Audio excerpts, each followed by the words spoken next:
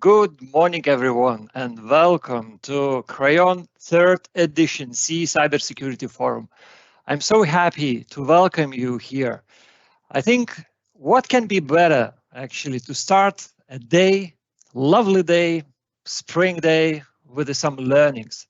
And today we actually prepared with a team quite exciting agenda. Today, we're going to go through various aspects of the cybersecurity. And here you see our dear speakers, the subject matter experts, who are going to cover the cybersecurity from different angles. And I hope that you're going to enjoy a couple of hours of this digital event and going to stay till the very end, because actually in the end of the event, we're going to have a roundtable discussion, which I'm really looking forward to, because I believe we're going to have the great opportunity to discuss even more and to understand basically what we learned over the time and what to expect for the future. So this event going to be recorded, and of course for the participants who did register, going to have the opportunity to receive the recording as well as a content from our dear speakers. And here you see that today we're going to have 6 sessions. And every section going to cover slightly different angles of the cybersecurity. And also, we're going to have, or we're having already, the Q&A window on the chat. So please use that opportunity to ask your questions to the subject matter experts. With that, I would like to invite our first speaker, Pekka Rippinen, who is Director of Cybersecurity Global Services at the Crayon.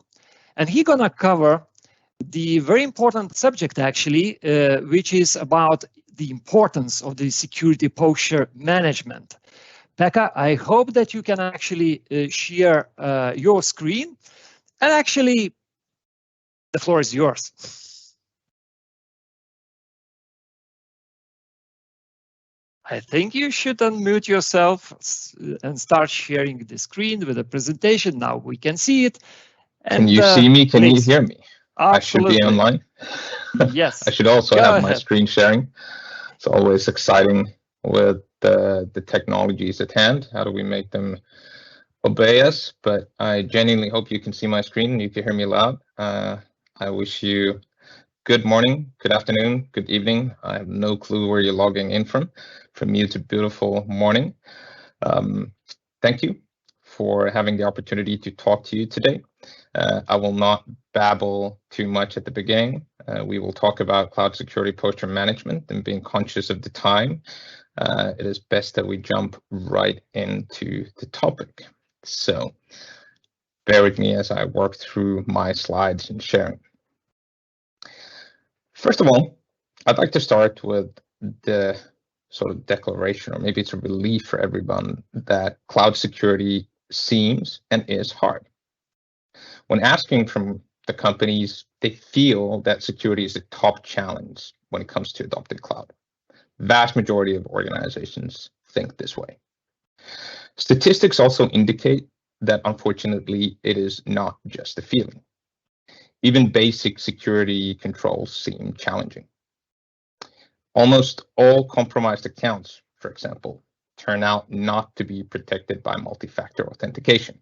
And we're living in 2023. Majority of companies suffered a serious cloud security incident in the past 2 years. And of these, big chunk are a result of cloud service and resource misconfigurations.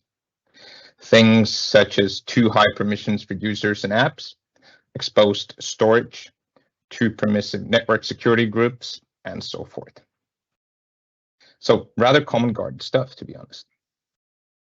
Common to these somewhat depressing statistics is cloud security posture, or rather the lack of it. Often, cloud security posture is narrowed down to address only your cloud infrastructure or platform parts. However, I like to think of it in a little bit broader sense. I think of it covering everything that we essentially run in the cloud. And today, we can manage our identities, devices, and our end user applications from the cloud as well. Think of Azure Active Directory or Microsoft 365, or your Intune managed devices, all run and governed from the cloud. So your cloud security posture management should really be including these technology domains as well. Okay, we have sort of gotten away from what is cloud security posture in its bare bone fundamentals and why is it important. So let's dive a little bit deeper into it. Security misconfigurations and vulnerability discoveries have always been important. But in public cloud, as there is a level of inherent exposure and things are dynamic and fluid, you need to be continuously and quickly identifying risks. This is what cloud security posture management essentially aims at. Identify risks before they turn into incidents. Yet, this work can easily become very labor intensive. So not only do we need to automate the discovery as much as we can, we should also aim to have a desired state for security in advance. And this is made easier in the cloud. So I'd like to introduce you to concepts of baselines and guardrails in order to talk about how do we set that stage for security in advance. I'd like to talk about baselines for modern end user environments, like your identities, user devices, and user applications such as email. Baselines should really be considered security controls that we can apply to vast majority, if not to all users and their devices, for example. They are things that will give you adequate assurance for granting access to your services and data to your users and devices. So essentially, we talk about security hygiene, nothing more complex than that, such as having strong authentication in place for users, making sure that you actually have antivirus on your client endpoints, and you're identifying and addressing vulnerabilities and having a patch management process in place. It does, however, unfortunately get challenging because this requires discipline. When you realize that the baselines are not something that you just deploy once, but you actually have to make them stick across your intended scope and over time. That's where it gets tricky. But if you need to remember something, baselines for end user environments. Guardrails are essentially a better term for public cloud infrastructure and platforms. Why is that? Well, first of all, we aim in there for a reasonably similar security state across the platform. We don't necessarily prevent absolutely everything or put in gates that say thou shalt not pass. We usually detect, notify, we address, and we educate. The reason for that being is that in public cloud platforms, we really don't want to hinder the speed of innovation. Whereas if in end user environment, let's say that we block one user or we isolate one device, the damage is, well, quite less. But if you do the same action automated in your public cloud platform, the damage might be bigger. You might actually be doing some prevention or blocking of activities in a virtual machine that is hosting your business critical application. So you want to consider the approach a little bit differently for those two primary domains, if you may. Okay, let's talk a little bit about examples. So we spoke about baselines and them essentially being hygiene. How do they help us with our security then? Often, even if our threat actors come in various skill sets, some of them are super skilled, some of them are less so, the attacks do tend to follow some form of pattern. And we have two simple patterns here. The first one is that we essentially have a threat actor who's attempting to establish initial access, so gaining a foothold into the environment. Very often, unfortunately, these days, attackers don't necessarily break in, they log in because they have stolen credentials, or they steal your credentials by sending you a spear phishing email with malicious link aimed to steal credentials or a malicious attachment. After getting that initial access, quite often attackers aim to establish some sort of execution. So they want to execute their malicious code and they want to establish persistence because they want to make sure that they can keep coming back again into the environment. So very often the malicious code is executed on devices, and the threat actor attempts to, for example, escalate the privileges, then turn off security solutions because they might slow them down or hinder them. They're a nuisance. And at the same time, they also want to set up that backdoor or something similar for that later on access so they can keep coming back into the environment. So how can we address this or make this infinitely more difficult with baselines? Let's stick to basics. Let's not go into the advanced stuff. The first part is that obviously we want to enforce multi-factor authentication for all users. You can obviously add some more fine-grained controls into this, but that's the bare minimum. We would also want to block, especially in Microsoft environments, a thing called legacy authentication. You might not have heard of this, but essentially, to keep it really, really simple, if this is not blocked, the attacker might be able to bypass your multi-factor authentication. So those are bare-bone baselines we want to implement for our identity. Just 2 examples. Let's add some depth into our baselines and take the email. Very often the attack vector that is being used by threat actors. So we want to put some controls and baselines in place there as well. We do want to go, for example, for policies that set up anti-malware and anti-phish protection. We also don't want to have our users to click links or open attachments until we have actually inspected them. So we want to run them in some form of security sandbox before we let them through to our users and allow them to interact with them. So we put these things in place as part of our baseline. And then we take another domain, the device, where we just described that the attacker wants to execute their code and establish persistence into. So we do want to deploy and configure antivirus, host firewall, endpoint detection response solution in a proper fashion. But not only that, we also want to make sure that those deployments stick. So we slap on device compliance. We require those devices to have these security controls on and properly configured, or we flag them as non-compliant devices. Now, if we think about how does this address the attack, well, obviously first, the attacker no longer can just log in with the username and credential. They need to get a little bit more sophisticated and advanced and potentially try to steal something like a session cookie. They need potentially to spearfish or phish for that purpose, and we have email protection in place. So we have a higher likelihood of detecting that attempt before it happens or actually even preventing it. The email might just end up in your Outlook quarantined email box with proper protections. Lastly, we will prevent, detect, and then also be able to respond to that code execution on the endpoint if the attacker makes it all the way there. And if they turn off some of the security controls, well, we do see it, because we require our devices to be compliant against those requirements. So now if the solution is turned off, at the very least, we have a possibility to detect that now we have a device that is no longer compliant. So all of these things you can call baselines for different domains, and together they become part of your cloud security posture management. So there you go, basic hygienes, setting up a baseline, making sure that baseline sticks over time and the attackers or threat actors' life becomes infinitely more harder. They need to invest a bit more to victimize us. So that's for the end user environments. Let's then talk about public cloud platforms and guardrails. This is a very cliche example, I know, but I want to use it all the same because it has some different nuances to it.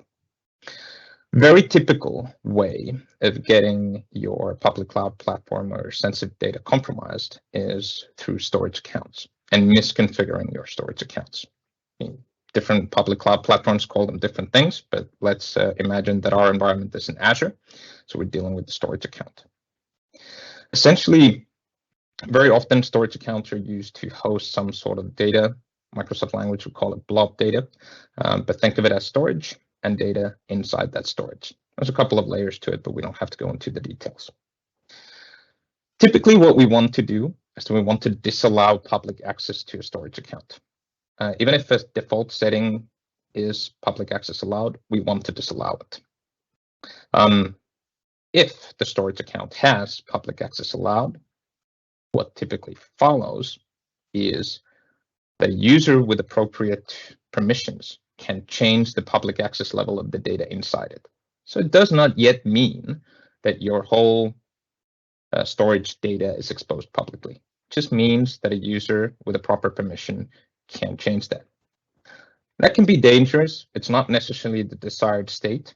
So it means that our security products are going to notify us about it. Why do we talk about a guardrail then? Why is it not something that we just outright want to stop and prevent? Well, stories from real life. First of all, what if this storage account hosts blob data that is essentially a static website for a crisis communication scenario? Think about your main website going down, your communication methods going down, but you still have access to your cloud platform, and you can essentially present to your audience as your web page your backup site. That gives you an explanation of why do we have problems and what should you do now, our dear customer. So we might actually have a good reason. The container and blob public access is restricted. So storage account allows change these public access levels, but nothing is exposed yet. Lastly, only members of the crisis management communication team or group have permissions for this specific storage account. Now, granted, there are better ways of accomplishing this intended goal, and we should guide our crisis communication team towards this direction, but it's not necessarily very professional to approach this with a hammer and seeing everything as a nail. We just want to prevent this immediately. There might be a very good reason why this is set up in a fashion. The security might actually be at least quite adequate. And what you should do in this case is to steer your target audience into the right direction. So we want to use a concept of guardrail in this case. So we've spoken about cloud security posture management in a very short time. 2 simple examples, baselines and guardrails, how you can start looking at cloud security posture management. Obviously can't resist the opportunity to talk a little bit about Crayon in this context. Essentially what we've done at Crayon, we look at cloud security posture management being one of and some of the essentials that you should invest into at the very first step of your security journey in the cloud. We have created a full client journey for our customers to get to a better posture, from discovering your security posture with our assessments to helping you to adopt better cloud security posture and maintain it over time. Pre-built baselines, automation to make that transformation a little bit faster. And you can also seek support from us for maintaining that posture over time, giving it the care and love that it needs.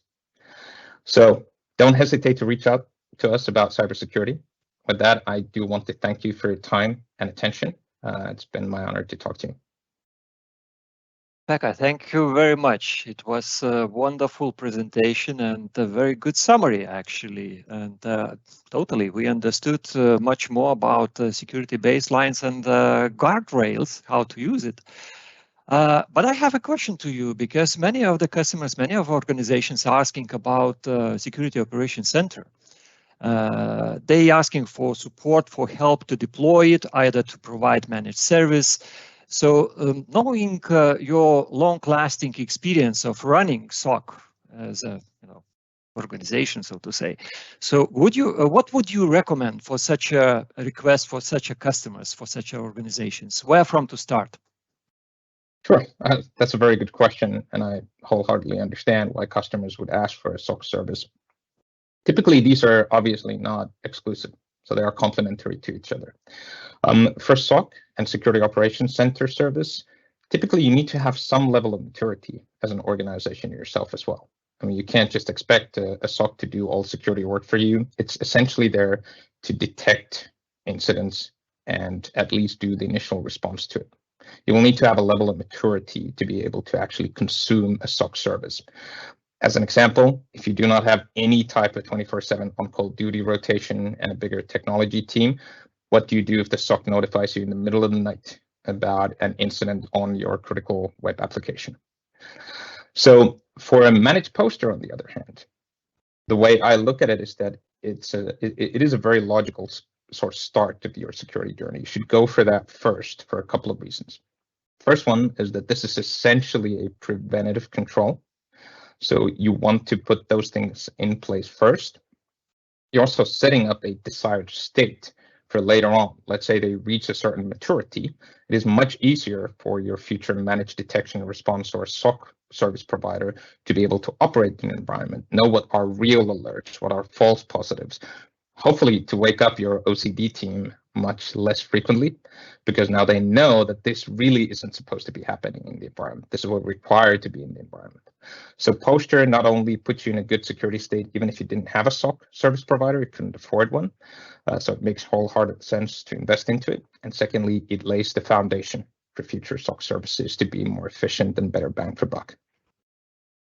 Thank you very much. I think it's a wonderful answer to the question. And I see that Michal Furmankiewicz, who is preparing, still not sharing his screen and his slides. So I would kindly ask you to share your presentation and get ready for your session. Yeah, very exciting topic to discuss. Our dear friends from Microsoft are going to talk about cyber signals and how to address cyber risks in IoT and beyond. So Michal Furmankiewicz, who is Microsoft Program Manager, subject matter expert of the cybersecurity, the floor is yours. Thank you. Thank you guys for having me. Good morning, everyone. Good afternoon. Depends on where you are. My name is Michal, as I was presented, and I'm not a typical security guy. You may ask me what I'm doing in here. Well, I'm working with a cloud computing since 2013, and you may understand that every single conversation, whenever you talk about the cloud, with any customer in Europe or in US or in any other part of the world, is all about security questions. So through all those years, I get so many of them that this is like my next nature to talk about the security and how you can work with the security in the cloud. And today I'm not going to touch that part. I'm not going to touch the architecture of your solutions, but I rather would like to cover something broad, something more broad.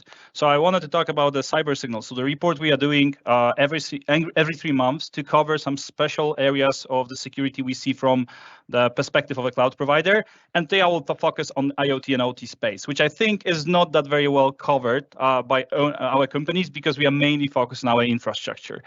And I'm gonna present some findings. We'll talk about some perspectives and some guidance, but please treat this as a presentation which will give you some insights what's happening in that space.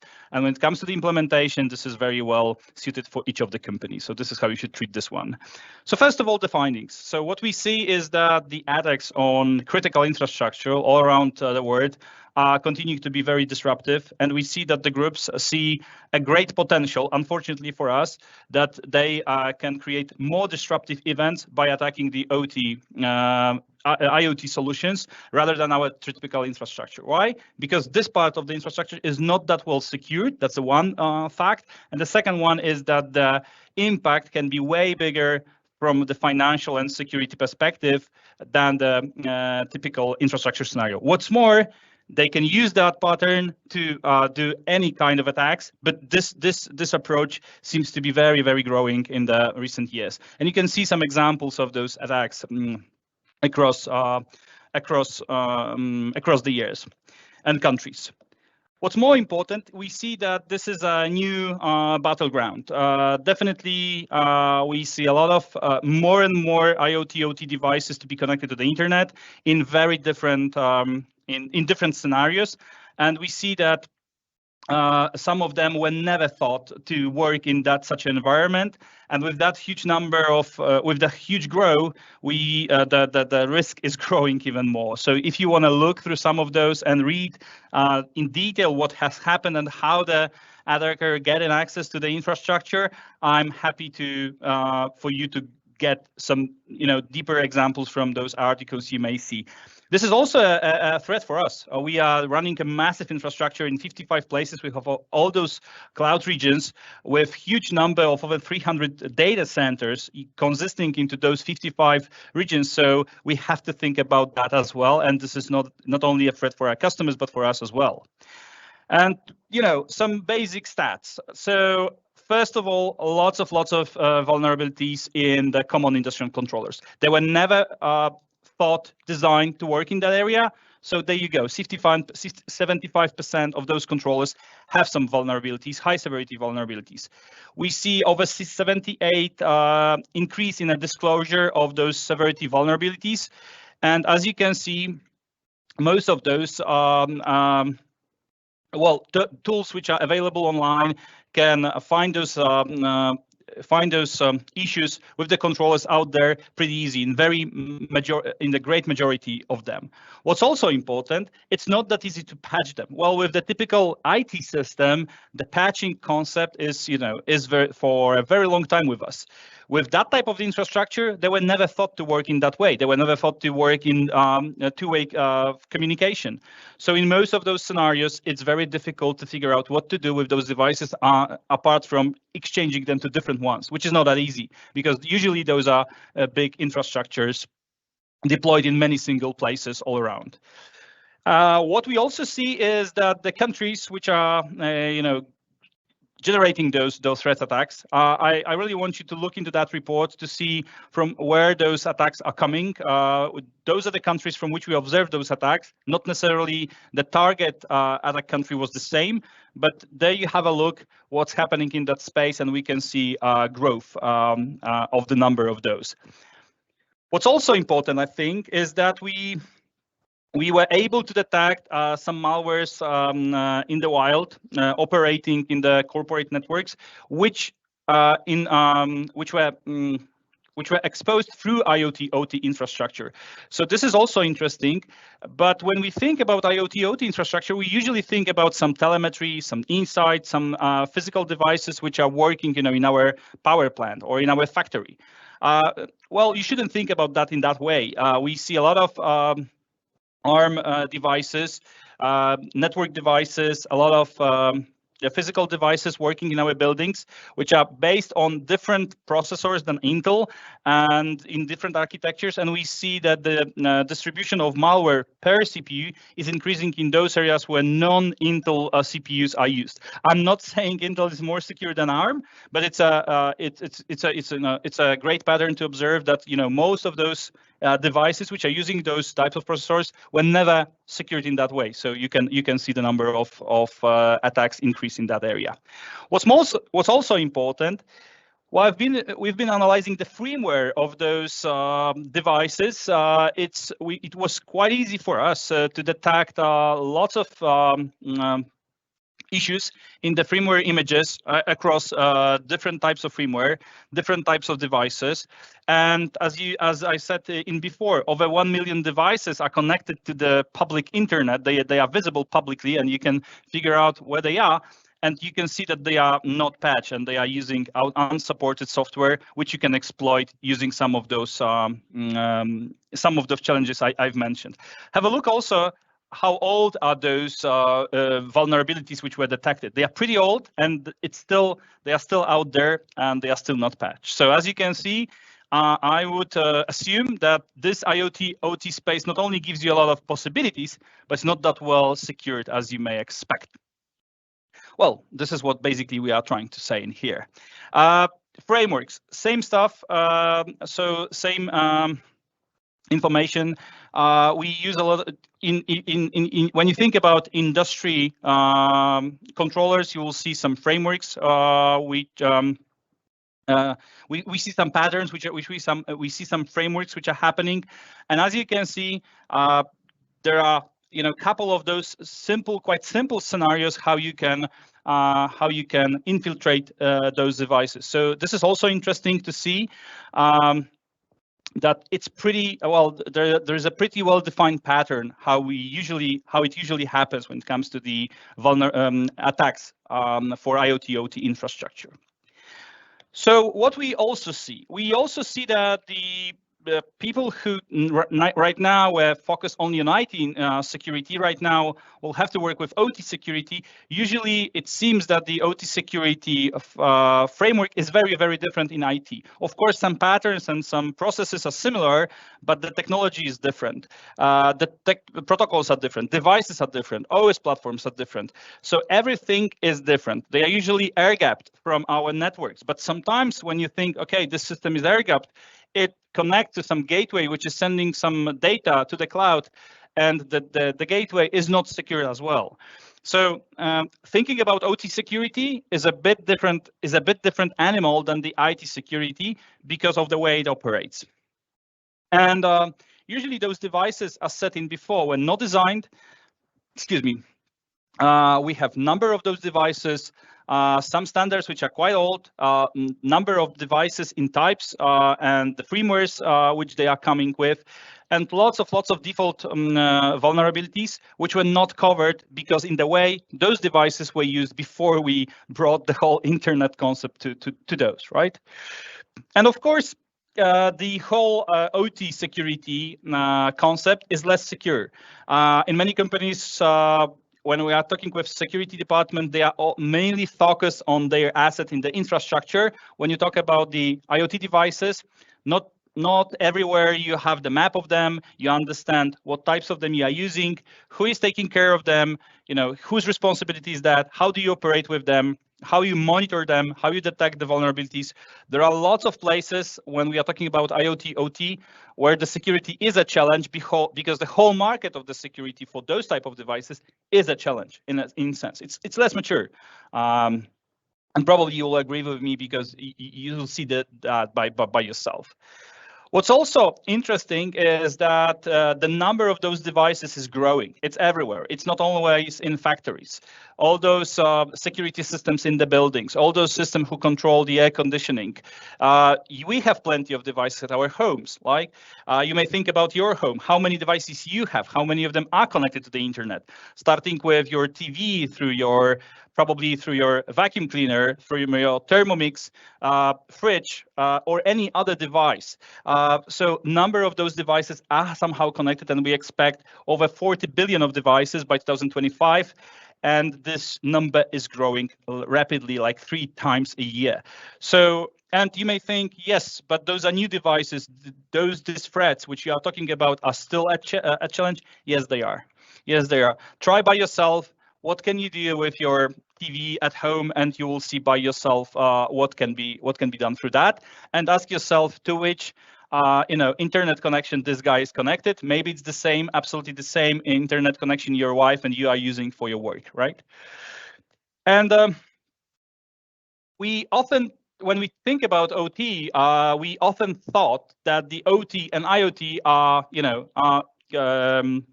air-gapped, but it's not the case anymore. And as you can see, there's some patterns we observe. Actually, you can use these OT infrastructure to get to IT infrastructure in many different ways. And here you can see some patterns which we may observe. And I specifically mentioned this home scenario because I think in many homes we are connecting more and more of those, and we don't control what's happening with them and how they operate and what they are exchanging the data. To give you some idea, probably some of you are using the solar panels, and you have this little device in your garage or in any place which converts the energy from those solar panels and injects this energy into your system. Check how this device is protected. I can only tell you that some of them are not even securing the connection between themselves and the service they are using, and they are sending the password and the users in an unencrypted text. You may ask me, is it a threat? Well, basically, if you want to have your subscription for free from your security, from your solar panel vendor, yes, you may have one because it's so simple to detect that, how those devices are communicating. And what we also observe is that the OT security is expected to be even greater risks than we were thinking. Okay, the financial part is big, but we also have to think about the safety. So if we can observe the attacks on the energy plants, if you can see the attacks on the systems which control the water, or air conditioning in some areas, yes, the safety is even bigger. And if you think about hospitals and the number of devices they're using, this is another area where we can see a lot of increase. And of course, the IP theft in the manufacturing business, when you think about, you know, the devices and the software which is running those devices, in some areas the number of the vendors is super limited. So either they do something with this security between their device and their software, or we are really in a very bad position, because you have like 2-3 global vendors which are delivering those solutions, and this is it. It's not like a massive number of those, and they are very specialized in that. And what can you do with that? I will not give you, you know, a definite answer. I think every scenario can be very different. What we are trying to do with what we also delivering through the cloud, and where we also try to contribute to this IoT OT area through bringing some of our own SOC processors, some SOC solutions. We think that there are couple of areas where you should really focus on. Definitely identity of those devices. So yes, you want to identify each of them. You want to authenticate them through the identity. You want to make sure that this identity is certified in some way, and you cannot change it through the way you operate with this device. So we came up with even solutions like that, that either it's this identity or this device cannot be resold and used by other vendor.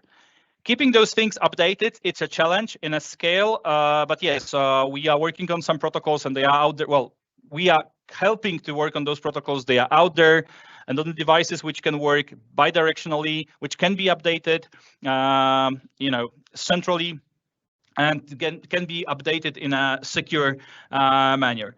This is a challenge. Those devices are not usually right now accustomed to that. But yes, this is probably the way we need to go. Otherwise, we'll not be able to patch everything what's happening out there.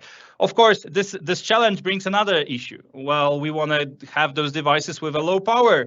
If they want to be more smart, they need more power. So there are lots of challenges at the technical design level, not only at the, let's say, software level. Access, privilege access. Yeah, this is another thing. As you saw, some of those devices have very typical passwords. They are not changed, you know, those standard passwords by which you can access the device. Another challenge which you can mitigate by changing the way they operate, changing the way what the process can do, which is running on this device. And of course, the whole area of security and monitoring. I think this is the area which definitely we should focus more. Most of the systems, CM systems we see all around, also our systems, are not really treating those devices with a great manner. They are not prepared for that. We are trying to change that, but this is another place where we, I think, as a community, we need more and more maturity in that space. How to monitor those devices, how to detect the issues. And another one, the organizational part. With the concern of the time, I'll not cover that, but we definitely see that sometimes IT and OT are two different. They are covered by two different teams. They are not part of the IT security approach. So definitely we advise to do that, or at least exchange those communication and bring those teams together. There are lots of scenarios by which you think those things are air-gapped, and they are not. And yes, please check that as this is a common pattern as we observe. And of course, some best practices for devices in themselves. Probably you may think about them as those which are quite easy to understand, but still they are easy to understand, but it's hard to implement all of those when it comes to those devices again. So I think we need a bigger shift in the way we treat and build and design those devices with those capabilities, those features inbuilt. This will not end up everything, but this will massively increase the security of the OT, IoT space in the area, especially that when we come with those great business projects around the business transformation, cloud thing, data analysis. Yes, we need those things to cover to take another step, to make another step with those whole cloud transformation projects.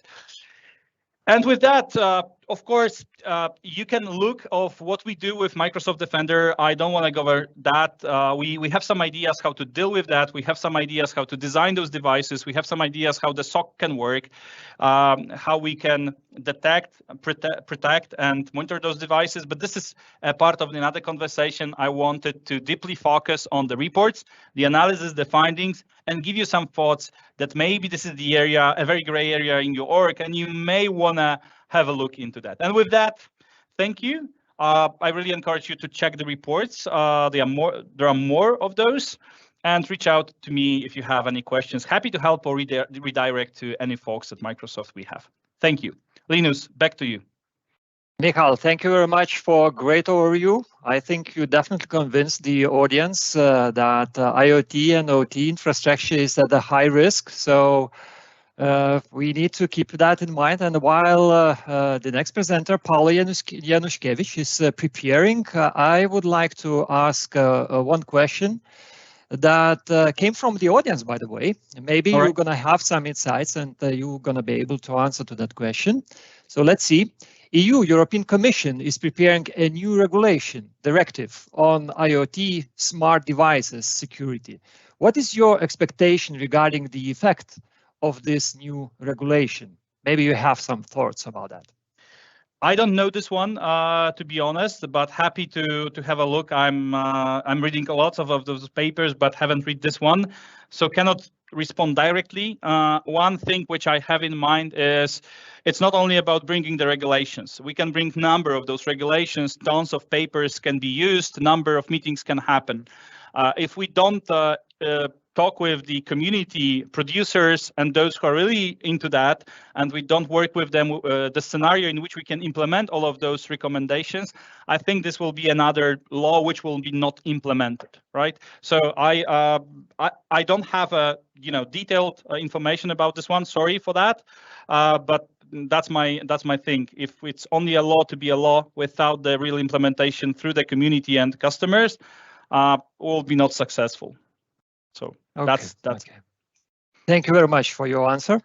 Let's see what the future gonna bring to us. And now I'm really super happy and really very much excited and looking forward to hear our dear guest and our great partner, Paolo Januszkiewicz, who is CEO and owner and co-owner of the Secure, which is basically focusing on specifically on the security globally. So her presentation gonna be, if I do understand it correctly, about how organizations can actually improve the incident response plan. So Paula, the floor is yours. Absolutely. Thank you so much, Linus. Yeah, so as you see, Paula Januszkiewicz, just a little bit of a summary for the introduction. And I'm the CEO of Secure. This is the company, by the way, that I have established 15 years ago. This year, we're going to celebrate a 15th anniversary, which when I think about what happened in cybersecurity field during that time, it's definitely a very exciting journey. Today, we talk about the security of the devices. Today, we have a huge maturity talking about the need of monitoring. We understand the principles of the attacks, but 15 years ago, of course, it was still the case, but attacks were happening in a little bit more silent mode. Definitely less of a ransomware, definitely less of cybersecurity news, and less of a conferences like this that give us an opportunity to learn. So hopefully my presentation is going to also bring something to the field. As you see, this time we're talking about the best teacher. It's the last mistake. 12 things you can do to improve your incident response plan. Well, of course, there is so many things happening right now in this world. So let me at first do a little bit of an intro, and then we're going to, as always, get to a demo. The impact of the cybercrime. I think I would love to start with a story. Because there are so many stories in the cybersecurity happening, but this one is particularly interesting because we are still writing some reports, summarizing and so on, a situation after the incident with a pretty, actually very large customer that came to us because there was an incident. So as you can imagine, hearing that kind of a news on Friday night. It's not the greatest thing that you can do over the weekend, but it was absolutely great adventure. And what happened over there is that, in short words, there was a ransomware that spread it across the whole organization, across the whole network, but it did not start. And it was literally on the edge.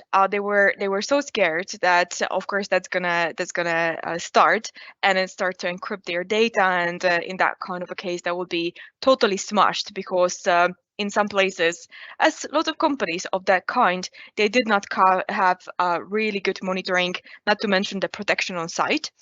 And when we stepped in and I was performing the threat hunting, the analysis, and trying to contain the incident at the time, we learned that the code is there. The code is actually running.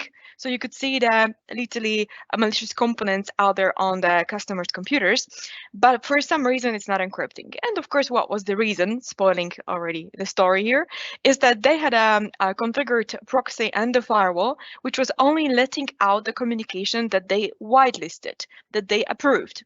So that was so much luck. And when we saw it, and when we were analyzing that particular ransomware later, we were like not really believing what we saw, that being in such a lucky situation like they were, it really rarely happens. Yeah, but the point is, and that was actually a pretty good lesson there, that when that situation was happening, they didn't really know that much what to do.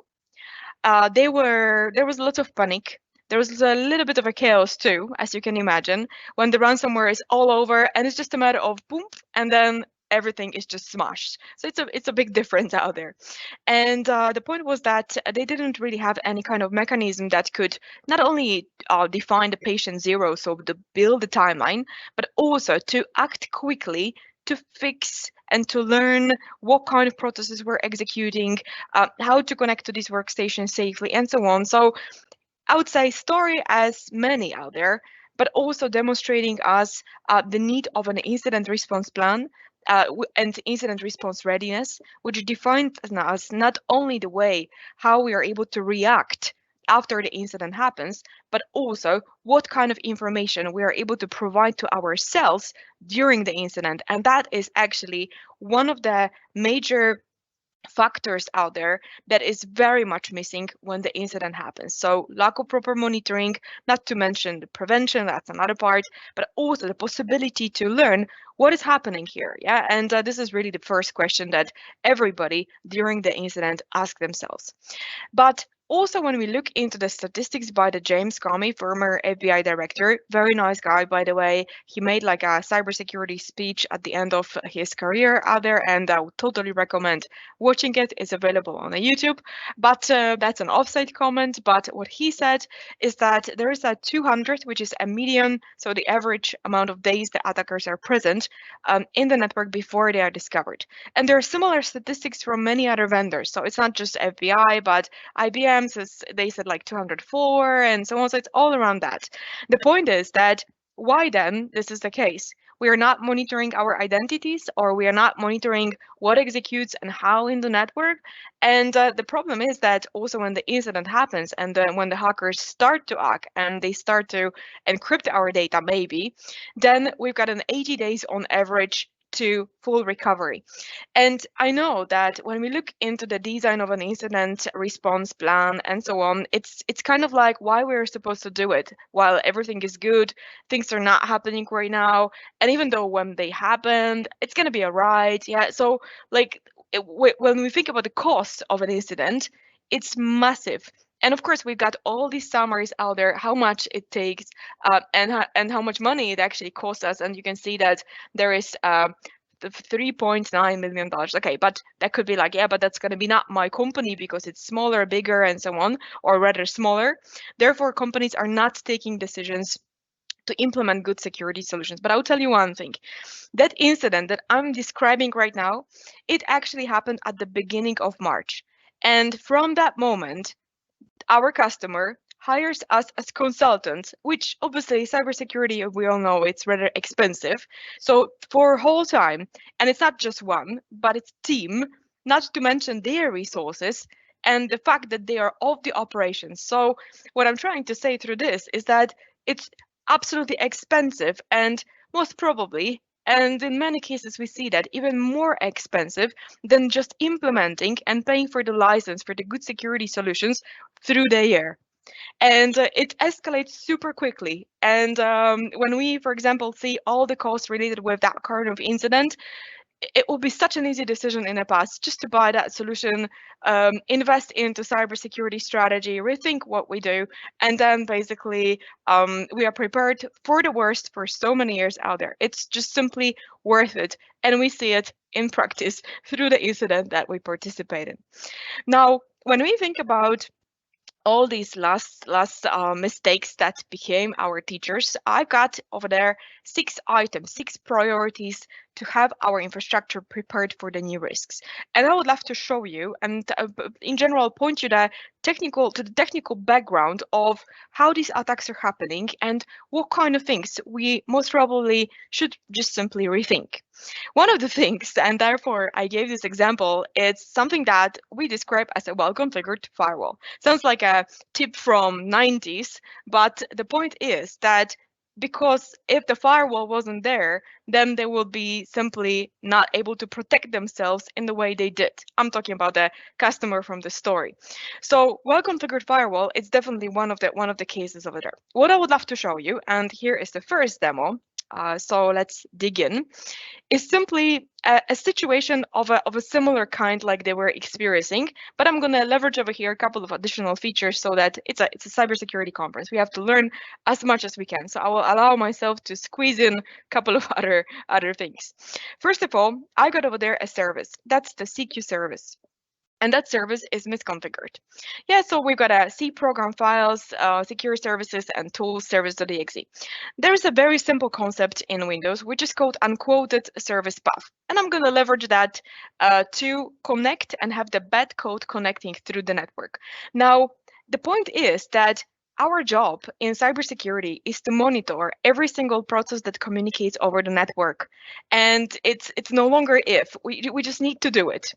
And the point is that it's a kind of like simple, but not that common way of running the malicious code. Though I would say simple, yeah? And that simplicity is also quite deadly here. What does it mean, unquoted service path? It means that SCM is gonna load first C program.exe if this path it's not in quotes. And it contains spaces. So how many spaces we got over there? Well, first program.exe, and then it's going to be services.exe. And the service itself, it's called service.exe, but this will never be loaded because this is the last thing that is really loaded in the unquoted service path. Simple thing, but it works. And what can we use it for? Well, it depends on the hacker. We can use it for the escalation if it's running on a local system, but we could also use it for maybe some network communication out there. So there are many angles how that could be actually leveraged. Let's give it a try. So first of all, I have over there generated already, but I'm showing you the command because it takes a small while. Then executable, which is called fake.exe. And that fake.exe, it's simply just a reverse shell, nothing special. So this is the command that I'm using. So MSF Venom, simply here exe service, we are specifying the IP address, the port, yeah, the platform, and then that's the fake.exe. Things that are 64-bit, by the way, are a little bit like less prone to be discovered, but it's of course changing. So we use over there x86 because it just simply works, yeah, without any additions over there. So over there, here we've got the IP address that we have set up, which is 10.10.10.99. Now the next part over there, it's going to be related with, let me just get there, into the Metasploit. And let me just start it so that we simply can set up a listener. So not that much of a big philosophy, but I just want to show you that momentum which happens when the service is actually connecting through the network, which again, as I mentioned, pretty simple, but demonstrating the idea behind what we are talking about. Let's just clear the screen, and then we're going to do use, and then simply multi. And we can just simplify the handler, and we can do set. Okay, yeah, perfect. Set lhost, and that's going to be our 10.10.10.99. and set L port, so the local port we're going to be listening on, that was 1234, and then that's it. So exploit, and then we should be listening on the interface 10.10.10.99. Yeah. Oh, actually, it picked by default the other one, which we can of course do it like that. That is easy. Now, perfect. While we are on a client which has the service misconfigured, this is the folder that we are in. So program files, secure services and tools. We're not getting into services because that's the original where the original file is. Here we're gonna name it services. Yeah, like the folder name, but just add exe to it. And the moment where we're going to be restarting that CQ service, so we can just start it, restart it, doesn't really matter. It's going to fail, that's fine. Over there, we've got a session established, yes, and then of course we can check who we're going to be, and in this case, we're going to be anti-authority system. Yeah, so by just dropping a simple executable that first of all could run because it wasn't digitally signed. Second, it could connect over the network. We were able to escalate to a local system, and there was also a unusual network connection made. So many things that are there that are also, when we look at it, we could say definitely simple, but unfortunately working in many organizations and monitoring and correlating processes and the network, it's a pretty rare thing to see. And we have like best antivirus solutions and so on, but monitoring, it's definitely also the key over there. Therefore, let's go to that point number 2. Usage of the MFA and conditional access. Yeah, well, simply who is logging on and from where. And this is always good, but we have to stay updated. And that's my point over there. We've got MFA, but we should definitely also look towards FIDO 2. So the ways of how we are able to secure our ways, how we authenticate. Why like that? Because in general, when we get into the simple MFA usage, of course, MFA is great, and I'm not denying it, and it's definitely a great risk minimizer.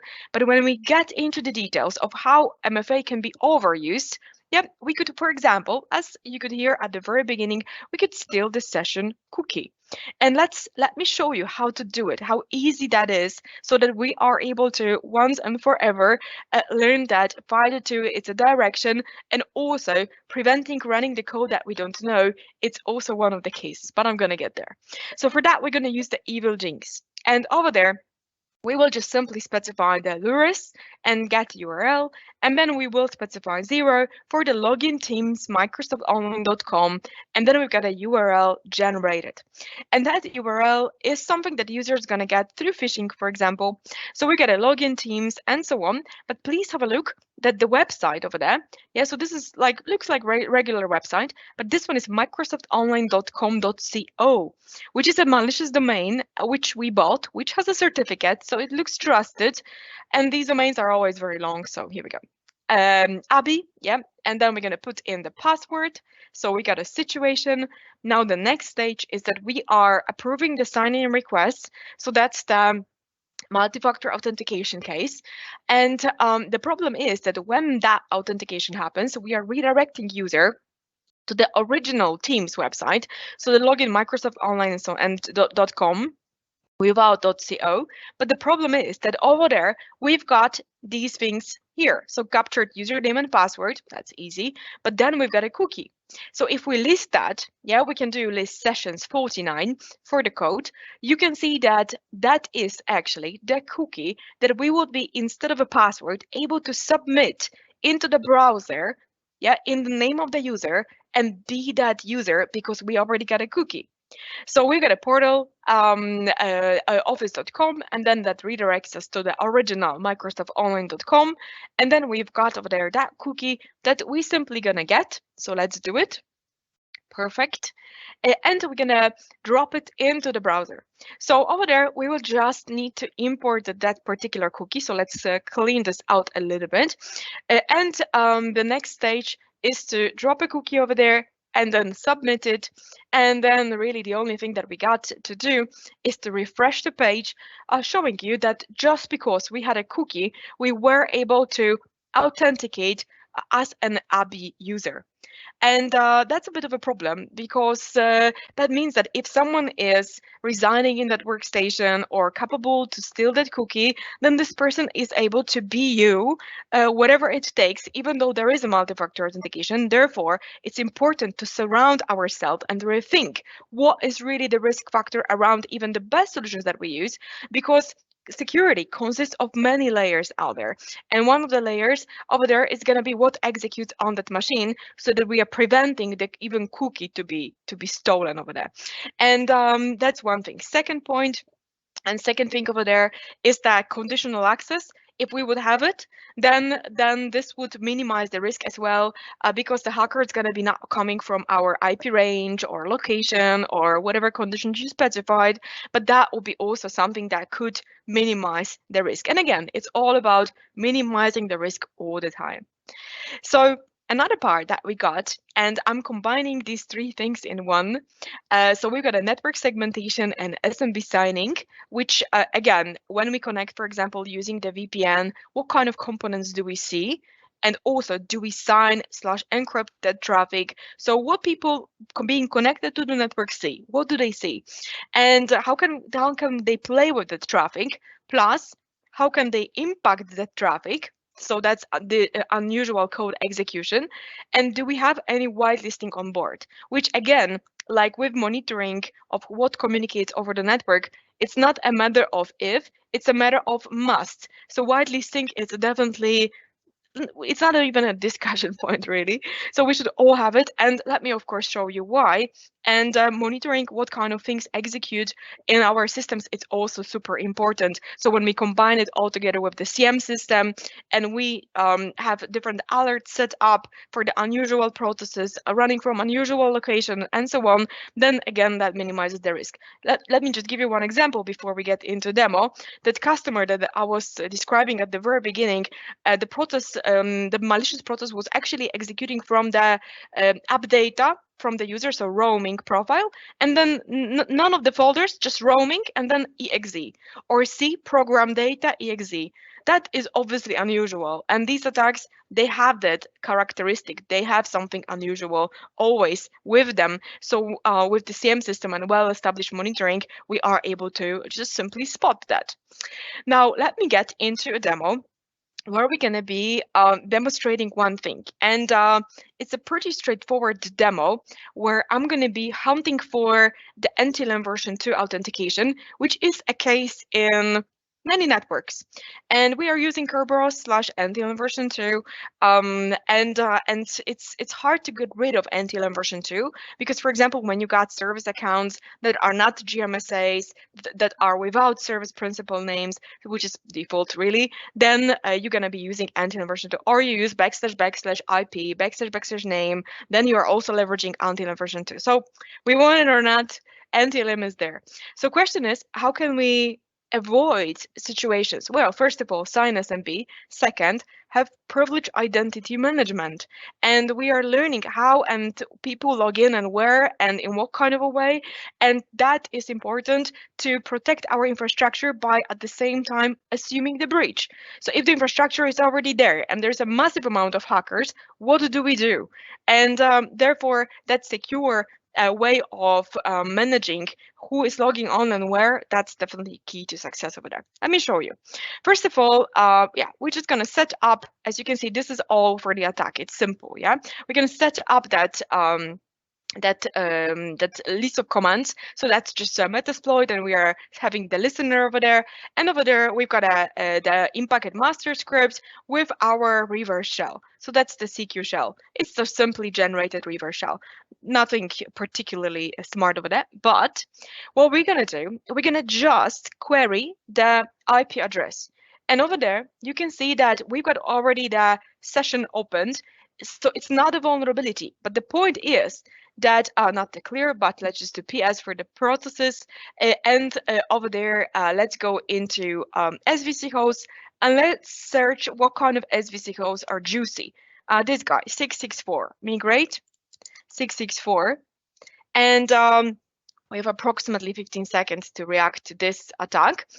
but that worked. And over there, we've got a command and migration completed successfully. Migration is a very romantic word for something that we call simply the hijack. And we became a part of the process in that operating system. If we do shell and ipconfig, we can see that this is our computer that we were attacking. Who am I? We can check that we are anti-authority system. Yeah? So that's basically the setup. So it's not a vulnerability. It's an anti-alarm version 2, SMB not signed, combined with a privileged access in the network, and that's it. So you just wait, or you can trigger this attack as well. But my point is that if we do here processes, yeah, please have a look. Then we can search for weird processes like this one. We have migrated from the 2332. So that's this guy that the whole traffic was initiating from. So basically, this was the unusual process that was executed over there. And then we migrated to SVC host. So the track is kind of lost because we are already in that SVC host. But what I would love to show you, again, the need of monitoring. Why? Let's get into that attacked machine and let's see how potentially we are able to discover what happened. And I will tell you this one on another example as well of that customer that I was at the very beginning mentioning, that over there it was very hard to establish patient 0 because there was no possibility to build a timeline based on the things that were executing in the infrastructure. Just imagine you've got thousands of computers and then you are wondering what was the patient 0? What are you going to do when you don't have a good monitoring? You're going to go to every single workstation and search for Windows prefetch, which let me show you. So here we're going to go into the Windows prefetch, and then you guys can see that, of course, it's going to load in a moment, that we're going to have like a list of the processes, which, by the way, here, they are listed. We can sort them by the date modified, which was the last time we were running certain executable. Plus, don't forget that forensically, we can change the metadata over there. So that could be potentially cheated on. Now, interesting part is that, but there's a journal, US journal, which could tell us that someone changed the metadata. Well, yes, but every journal, it's like 300 megs to like 1 gig of data. And then you have multiplied it by a couple of thousands of machines. And then it's a text file, yeah? So it's definitely, it's like a week, it's not even a weekend activity. You would probably spend like 2 weeks just analyzing and searching for patterns, because we don't know what we're looking for, just to put on, searching for patterns, what possibly could be wrong over there. So when was the last time this executable or this file was dropped over there on the disk, which, by the way, we were doing for that customer. So that's why these attacks are so expensive, because you have to spend time to figure things out. And that's yet one of the other reasons why we should have a well-established monitoring. What do we see here? CMD executed. Who am I? ipconfig. Okay. And then there's this. There was another instance of within this attack, because sometimes it runs automatically. And then there was like FRM, and that FRM, it's truly something that we were able to see underneath. That was actually this guy over there. Yeah, so the one selected in white, which we could tell that, yes, it's there. Yes, it's there. But what about situations where none of this is used within the attack, and you're relying on things like lolbus, lolbins, so the living off the land binaries, so the built-in components of Windows. And then you see like CMD executed, PowerShell executed, who am I executed? What's suspicious about it? And then you will be like, yeah, that we will never run that in that order. But you will not analyze it amongst these thousands of computers. And we saw the PowerShell within the attack used, absolutely. And we saw them in the prefetch. Doesn't mean it's wrong. You could correlate from the inside of the prefetch, because each of these PF files shows you the last execution date. But is this the date? Yeah, so without well-established monitoring, we cannot tell. And this is definitely a lesson that we learned over there. Now, another part that definitely is important to mention, it's the commissioning of the old protocols or their default settings. And that goes all together with all the solutions, all the old tools that we are using over there, and also performing that threat hunting for what we got already in the network. So combining a couple of things here, we are using all solutions that could bring us a threat, and we know that, do we do the threat hunting around it?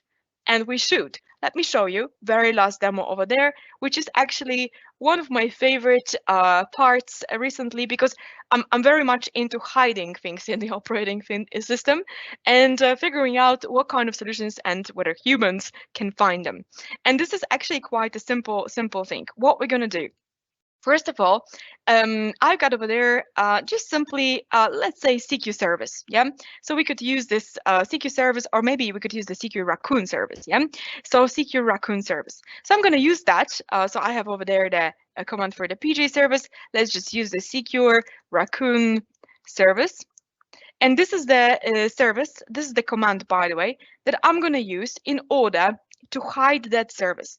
How to hide the service? Simply through permissions. It's SDDL, a security descriptor that describes every kind of a service which we can execute. Yeah, so this is the command that I'm executing. Just for the reference, if you're interested, I'm here denying the possibility to, for example, things like stopping the service, deleting the service, SD, listing the service, and so on.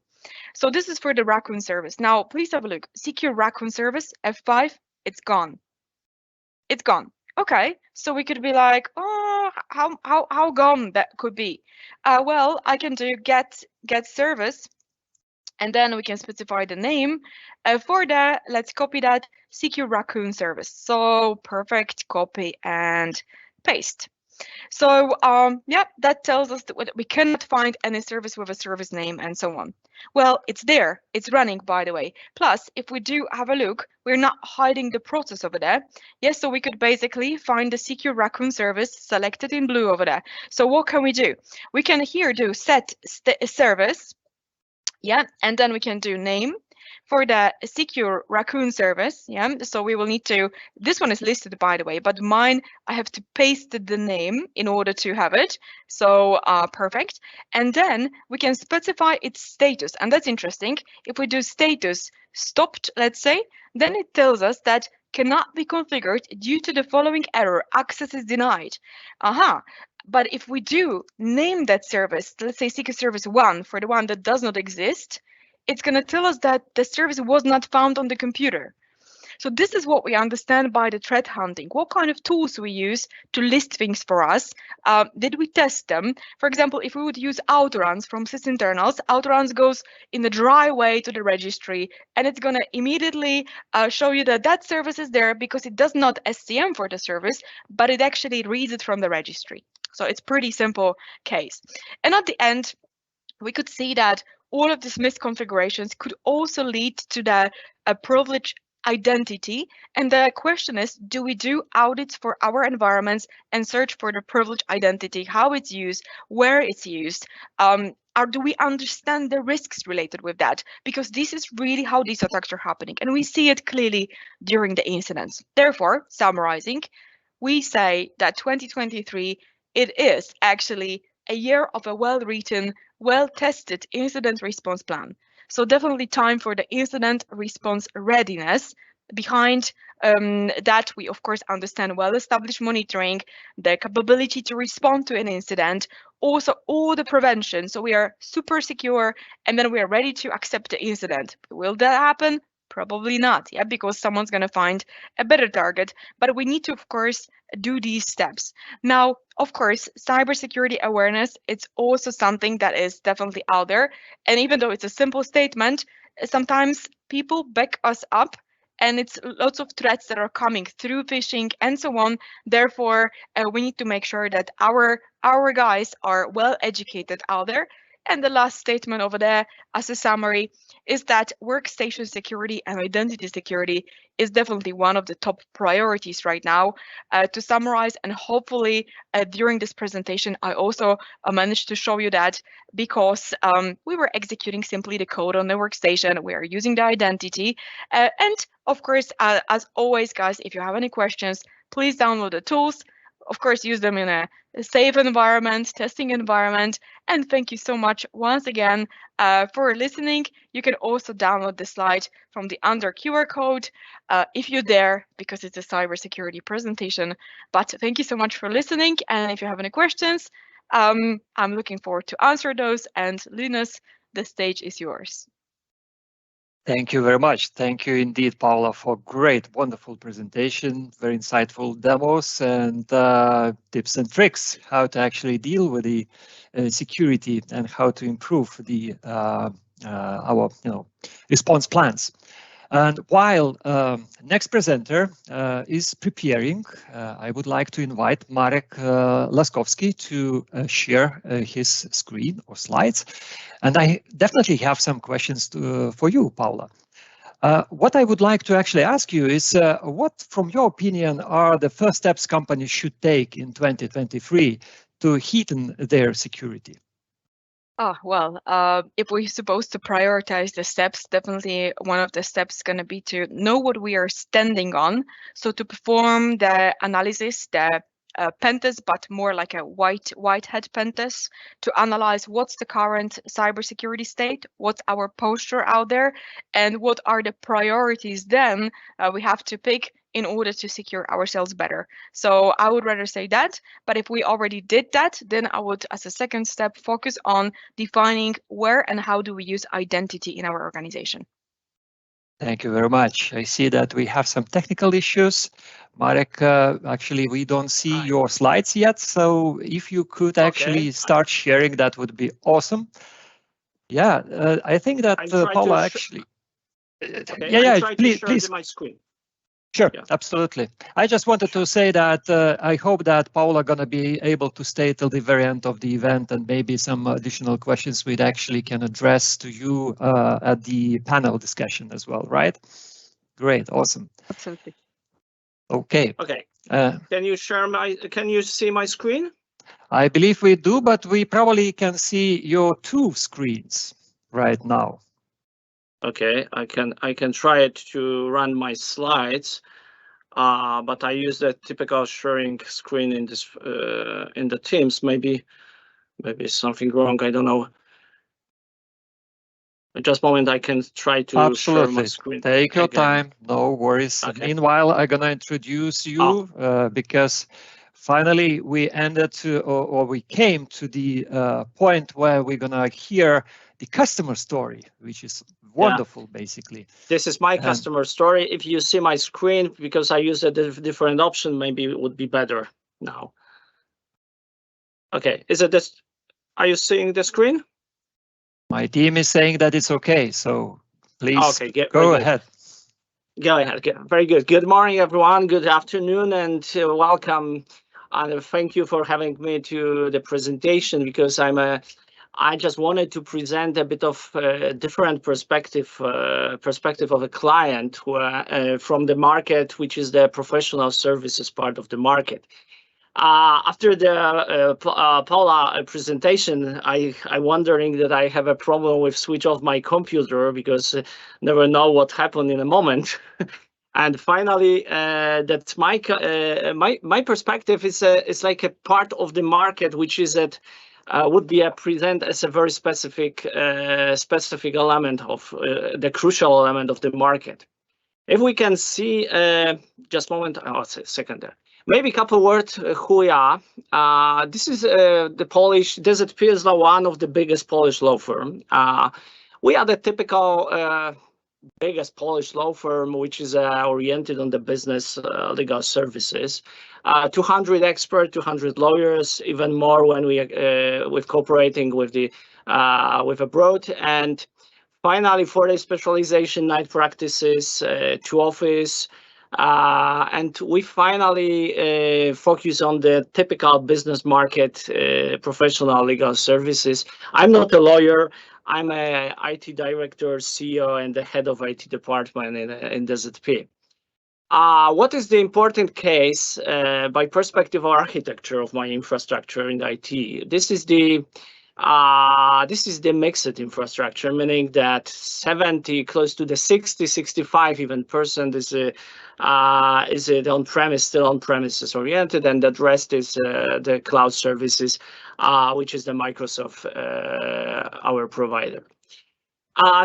today I just want to ask, I just want to see why the cybersecurity should be critical issues for illegal companies, because that's what the perspective is, why we are perceived as a crucial element of the infrastructure, that critical infrastructure for us, meaning that that we are the participant of it. And finally, we have a couple answer of it, because in the one place that critical is a one place when sensitive many client data is in our companies, meaning that when we serve the services, that legal services, we are the some kind of the depository of the very sensitive data. By perspective of the bad guys and the hackers, would be a easy target, meaning that would think that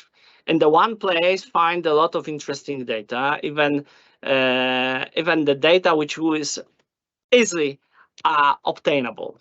Law firms, it's a specific part of the market of the business, because based on the trust meaning that trust decided about the business. If our client trusted us, we have a business. If not, we don't have a business. This is very simple connections. Actually, when I perceive that law firm, especially in Poland, we have a lot of gaps. Actually, we have a lot of debt. We have a lot of problems with the infrastructure, because the perception of the legal sector for a long time have been problematic for the IT, because that we've seen that, okay, this is of course the existing something like that law firm probably is an important element, but finally we rather avoided contact with the lawyers, because that our association with the contact with the lawyer was at a bad perception, meaning that if we have a problem, we have a contact with the lawyer, but not the perspective of the technological element. Of course, that pandemic time changed everything, when that even the lawyers have to reoriented their optics into the technology, because the client is that market is rechange everything. And finally, still we are existing in that thinking that we should do something more. We keep up with the reality in our sector. Why the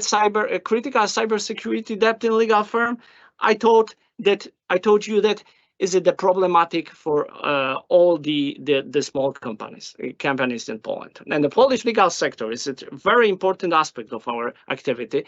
Is what I call as a cloud transformation, but I can call it as a wild cloud transformation, because we are forgotten that the cloud transformation process should be prepared very well if we want it to be a success, even especially in success in cybersecurity. Now, the perception in this sector is that, okay, when we migrate everything to the cloud, we transfer to the responsibility for security our client data to cloud provider. Is it bad? Wrong way, actually. What happened in the past? Actually, this is the problems, because in 2017 we've seen something different. That was that huge impact, the ransomware attack when touched the DLA paper, one of the biggest global law firm. The consequences was actually problematic for them, because the 3 months had a problem with the environment, with save the stability. And finally, the outcome was that problems calculable in the real cash, meaning that we've seen that what's the value of this attack was. Actually, that was a typical ransomware, blackmailing, and finally asking that you have to pay the ransom, and finally you will be unblocked. This is the, of course, we don't know they pay or not pay, but finally after 3 months came back to reality and tried to doing a business, but they lost a lot of clients, and the clients never forget and never came back to this business. It's real lost a lot of value of it. And the finally interesting case, what I want to show you,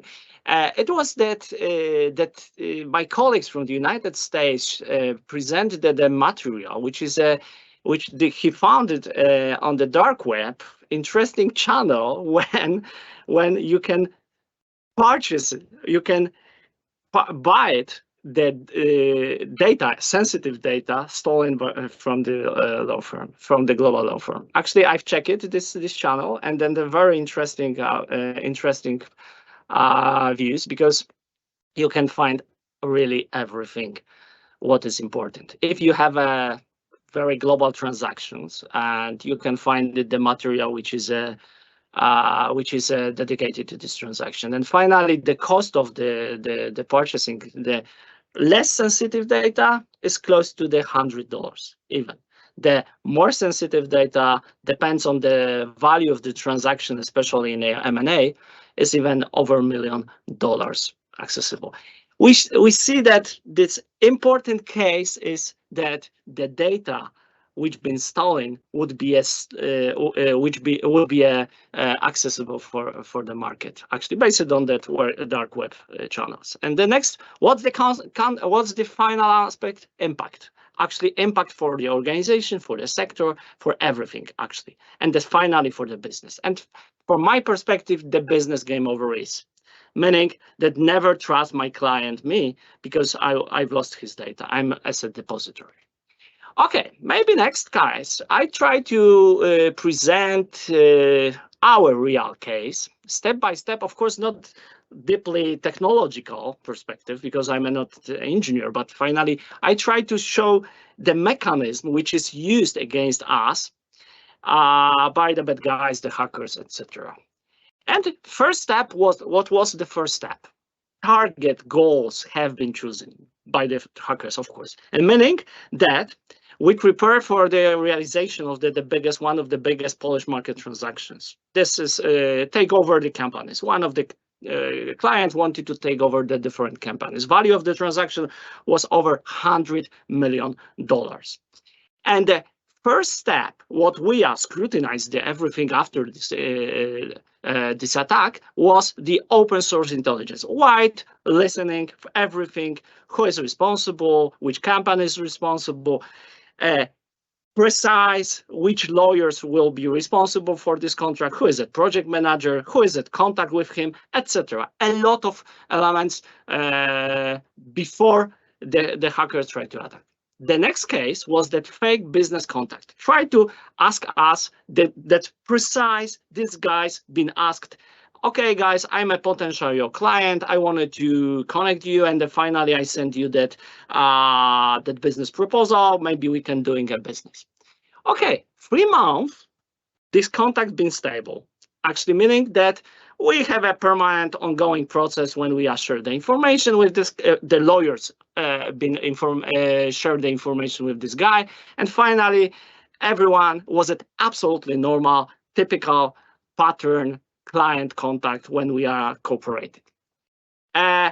Simultaneously, we seen that pre-vector checking attacks, meaning that the bad guy tried to find which vector would be used against us. Finally, sending the phishing, sending the something that tried to scanning our infrastructure, the port, the firewalls, etc. A lot of interesting activities.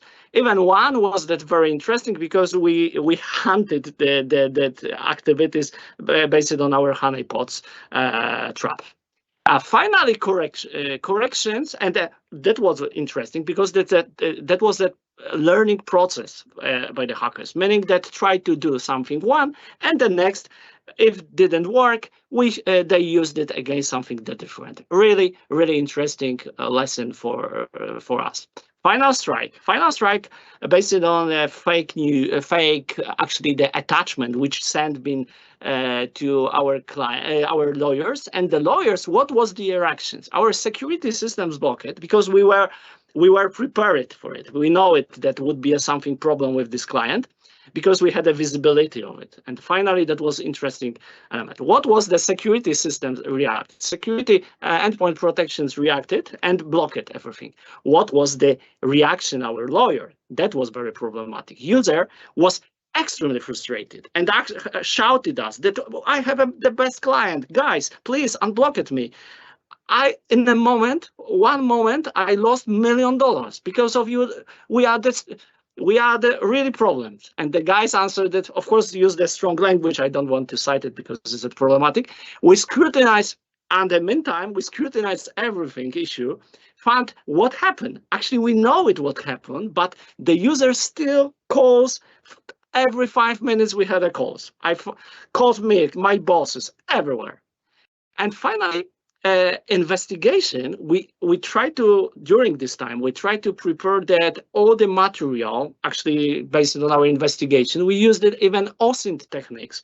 We are tried who is the guy who attacked him, we checked everything in manually. We asked that our colleagues from Israel even, which is who supported us in SOC systems, and everything been prepared. And finally, we are explaining issues. What happened? Who is this guy? What would happen if we didn't block it, the element? And finally, of course, that outcome was that many thanks from this guy, and I beg your pardon. And never again we repeated the contact him, and he always trusted us that it's not our. It's not a fake. It's our reactions, typical reactions, my team. And the conclusion: if you are a CISO, you must be highly resistant. This is nothing spectacular, but you should be a heavy man, really. Okay, and just the one slide. What I want to present it extra. I claim that is DZP and the rest of the companies from my sector should prepare some kind of the strategy, digital strategy, because the client is digital. The companies should have to be digital, and that finally that absolutely number one aspect of the digital strategy should be a cybersecurity. What's mean the cybersecurity? Because that we have to focus on what's the product of the legal services. The product of the legal services is that document which is located in our data repository, which should have to be protected, should have to be shared in a secure form with our client, and we have to control everything, build the visibility. We can use it, of course. We are 365 office oriented, and finally we are using APT systems. SOC systems are supported by the guys from Israel and the UK, the guys, and endpoint, a lot of endpoint, Microsoft Defender, endpoint, the rest of the interesting element, which is monitoring our infrastructure, and finally give us that information that we have a problem or we don't have a problem. Actually, that last one is that something new, what I see as what looming us in a moment. It's a machine learning systems which will be used in my profession as a core business element. Why? ChatGPT is the one prognosis, but before the ChatGPT, we've seen and we touched that something different software which is dedicated to NLP, neuro-linguistic scrutinizing, meaning that if you have, for example, the due diligence process, that we are using the machine to scrutinize everything document which is dedicated to this project. And finally, I suppose that in a moment we will have a problem with the AI because we are lost control of everything, perception of what AI doing us, give our business. This is interesting perspective, and I can share you everything because it's nothing special. But I observe too that my sector is rather avoid to sharing the information, especially from the security area. Thank you very much, Linas. Stage is yours. I'm waiting for the question, and I'm waiting for everything. Thank you very much. Bye. Ladies and gentlemen, Marek Leskowski and his brilliant story from real customer. Brilliant, really. Thank you very much for sharing it, because I think that we get a lot of learnings that you have to be prepared, right? And you have to be ready for, for not only attempts to breach the real organization, but also to resist from your customers who are arguing that you have to allow to do something that is not in line with the baseline security. Thank you for sharing. Indeed, it was wonderful. And of course, there are some questions while next presenter is preparing, and I would like to invite Agris Agris Ivbulis to prepare for his session. Sorry, Latvian surnames sometimes is not easy to pronounce, even be neighbors. But Marek, actually, what would be, from your point of view, 3 must-have security solutions which organizations should implement? Okay, very simple. First, multi-factor authentication. It's my opinion, it's must-have. We are using, but in a bit of different form, because we are using the private key infrastructure. And finally, we are implemented the certificate in our organization, everything based on the certificate. This is the one.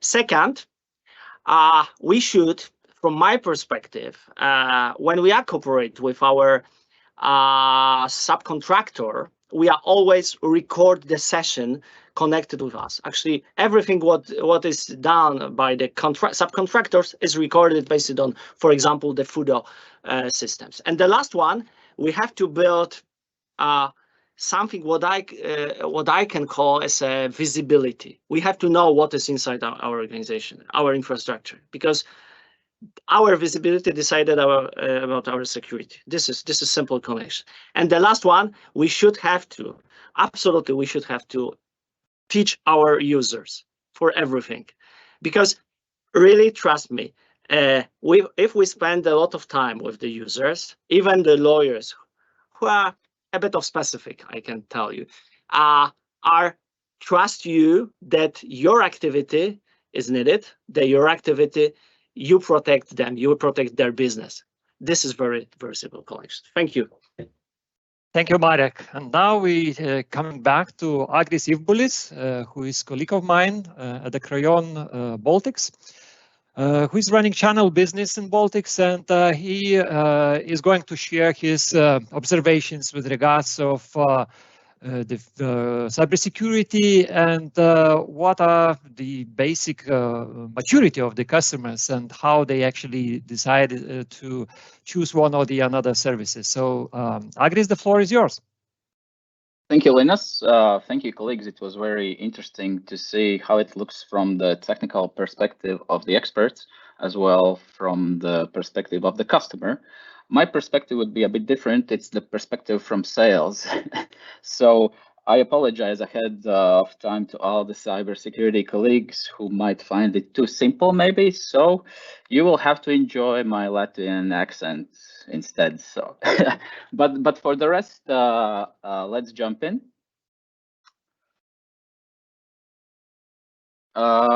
I'd like to start with this picture where 3 blind men are approaching the elephant, and the task is to describe it. A guy from behind feels tail and saying it's a rope. Guy who comes from front feels trunk and saying it's a snake. The man who approaches from side, he thinks it's a wall. It's much the same with cybersecurity, actually, because the perspectives are different. There is a perspective of IT operations. There is a perspective of IT security team, and there is always the perspective of business as well. And all 3 of them have to work together to clearly understand and agree on priorities, concerns, as well as to identify security measures which are both effective and cost effective here. Working in this field, from my own experience, I divide what I call maturity levels of IT security in 3 categories. For much simple words, we can say that there are actually 3 attitudes. The first one is we don't care of IT security. The second one is we care somewhat. And the third one is we have IT security strategy in place. So the first category is actually the companies who runs some Microsoft licenses, Maybe they have antivirus or even backup copies.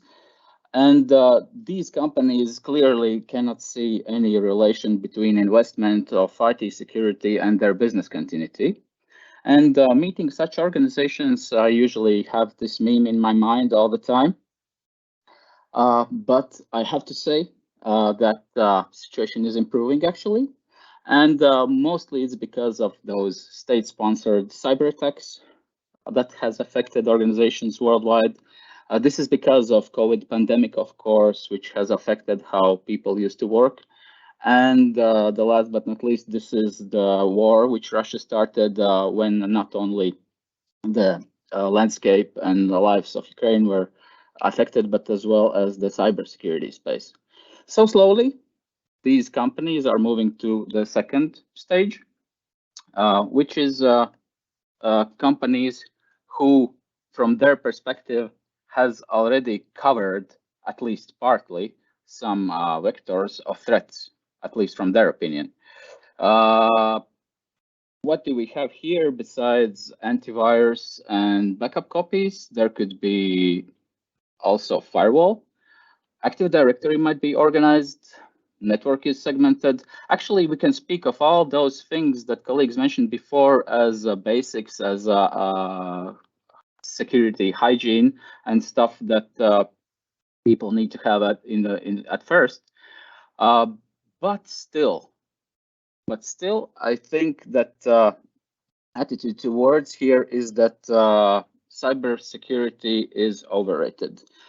I hear arguments that we are not interesting to anyone. We cannot be the target. It's still in place, and usually the trigger is needed for such organizations. And after the incident occurs, either in company itself, either somebody they know, pretty quickly they understand the gaps, they close it, and they are aware that this threat vector has been covered. Also, good news are here that because of those events I mentioned before, part of organizations already are preparing for the third level, which if you remember are the companies who has IT strategy in place. So these companies are looking on IT security not as the goal that they can reach. It's more like continuous process. As you can see in a diagram, the landscape consists of many different layers, and each of them has additional components, which are not shown here, obviously. But the approach from such organizations would be, let me give an example. Let's take the data security. They will ask questions, do we know which is our critical data so we would be able to run the business? Do we know which is our sensitive data? In terms, if we lose it, there could be some serious consequences after. Going forward, do we know where the data is located? Can we classify it? How do we classify it? Where are our backup copies resides? Who has access to databases, to SharePoint folders? Who is privileged access user, and so on. And they go through all those layers, and it's like a never-ending story. When one circle is made, the other one can start. After understanding the different perspectives, the different attitudes or maturity levels, we can address the challenges actually which each of those companies are facing. Nothing new. High costs and lack of experts in the market is obvious for years. From my perspective, what I can add here that not only high costs, but how do companies spend their money wisely is a problem here. I have some few examples. For example, one of the customers a while ago asked for the support was over for the solution, so it means 3 years has passed. He wanted to extend the support, and he asked just for the quote. And in the end of the day, it was the situation that this solution was not even implemented at all. There are situations when enterprise class solutions are implemented, but the functionality and capabilities which they bring are not used at all. And this correlates with the shortage of experts, because probably there are some experts who can leave the organization, and the others does not even know from which direction to approach this specific solution. Regarding the complexity of environment and unclear areas of responsibility, this is related to that operations has, so the organizations has to operate.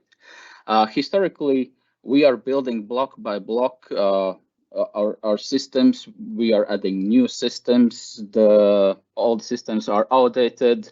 Some scripts are made. Nobody knows why they are made as they are, because the guy left 8 years ago. And we are trying to improve performance by adding some open source solutions and so on. And in this situation, usually security has left far behind.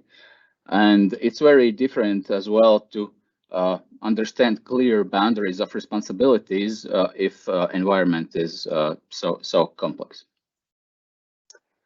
Threats from the outside and inside, there's not that much to mention here.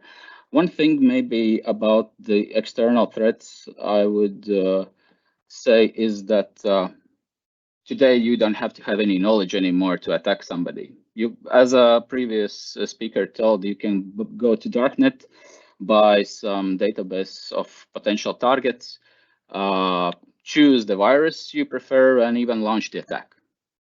Speaking of internal threats, those are the people, the users within the organization. Those are third parties, which are contractors and has access to our systems and data. And of course, not all of them are some malicious insiders, but it's very often that unintentional activities leads to data breach. So it's like weak passwords or phishing attacks or stuff like that. And the fourth thing, which is very important, is actually the compliance and managing risks properly. Actually, each industry has its own regulations. For example, colleague from previous presentation, it definitely is under some regulation. Finance sector is PCI DSS, healthcare would be HIPAA, manufacturers are ISO certified, and so on. And let's not forget also about some regional and local regulations which are in place. For example, GDPR in European Union, or in Latvia, we have a requirement 442 from government for the public sector in terms of IT security requirements. Understanding the problems, of course, is nice, but what to do here? I won't be too original, and I would start with assessment or audit, because that would be the evaluation of your existing environment. It will show some gaps. It will provide those unclear areas which you have to improve. And this is actually a great moment when you can also improve or optimize your set of tools that you are already having. Let's assume that organization has what it has. It has multi-factor authentication, it has antivirus, endpoint protection, and let's say they are looking at the data loss protection tool. If same customer is using also Microsoft M365, the functionality of those 4 different tools I mentioned is already included there. And then there's a question to customer. Do you really need this functionality of 4 different tools? Does it bring the value? Or you can somehow optimize the existing set of tools, make it more simple, and maybe even save some money, which you can spend in some other priorities, which you see after the audit. Speaking of outsource, security as a service is actually a trend in the market already for a while. The colleagues mentioned the SOCs. Security Operations Center covers the services, covers patch management, log management, so the organizations can be sure that somebody keep an eye at least on this area. One more thing, speaking of outsource, of course, is the Cloud. Cloud is getting more and more popular each year, so there's definitely room for cloud consultancies, cloud services. As from the latest data, the growth will be something 20% plus in 2023. So there's a room, and there's some are very conservative, but most organizations definitely are looking on a cloud as a hybrid, at least partly. The biggest issue, or the worst mistake, I would say, is that some organizations are doing the audit and assessment, and this is it. This is the checklist, the box, and we have done something to our cybersecurity. We understand where our gaps are, and this is the final. Actually, this is just the beginning. The real value of assessment or audit is to make the activities after, to cover all those vulnerabilities and vectors of threats.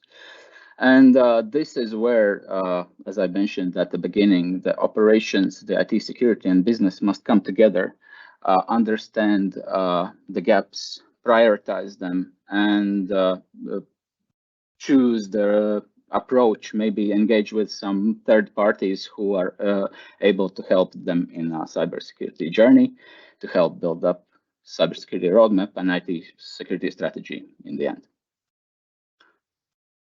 Education of employees in organizations, of course, is the ongoing process.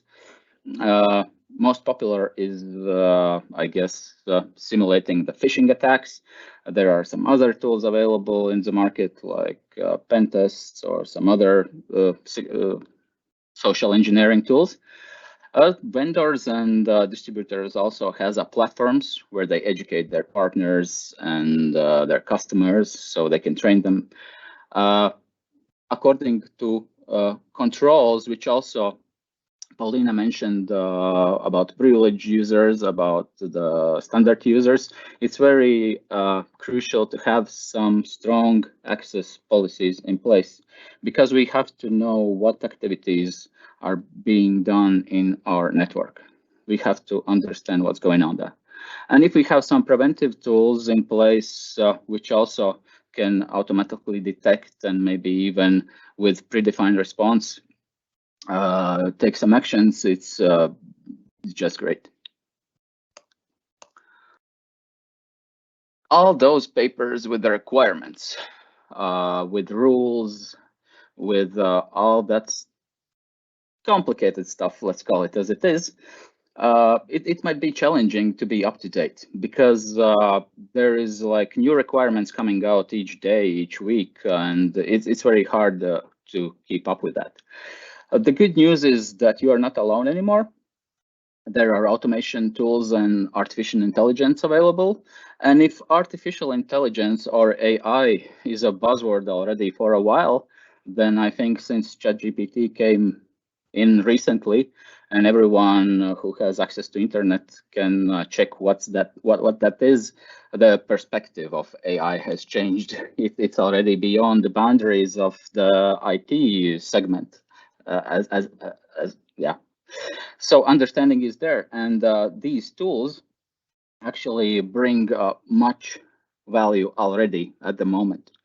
A few examples: we can build some predictive analytics in terms of where are some security gaps in our organizations, where maybe some compliance issue may occur. There is actually tools called Compliance Manager who are like checking all the time, are you compliant, up to date with the different regulations in terms of industry or some other regulations.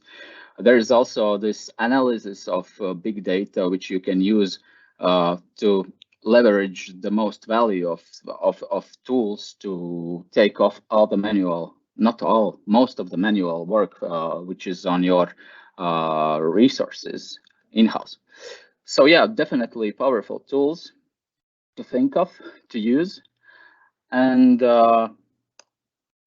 if you are at the moment feeling like that, I completely understand you, because it may be too much. But what I want to highlight is that you are not alone in this journey. There are companies as a Cryon which are ready to step in, and doesn't matter on which level of maturity your company is.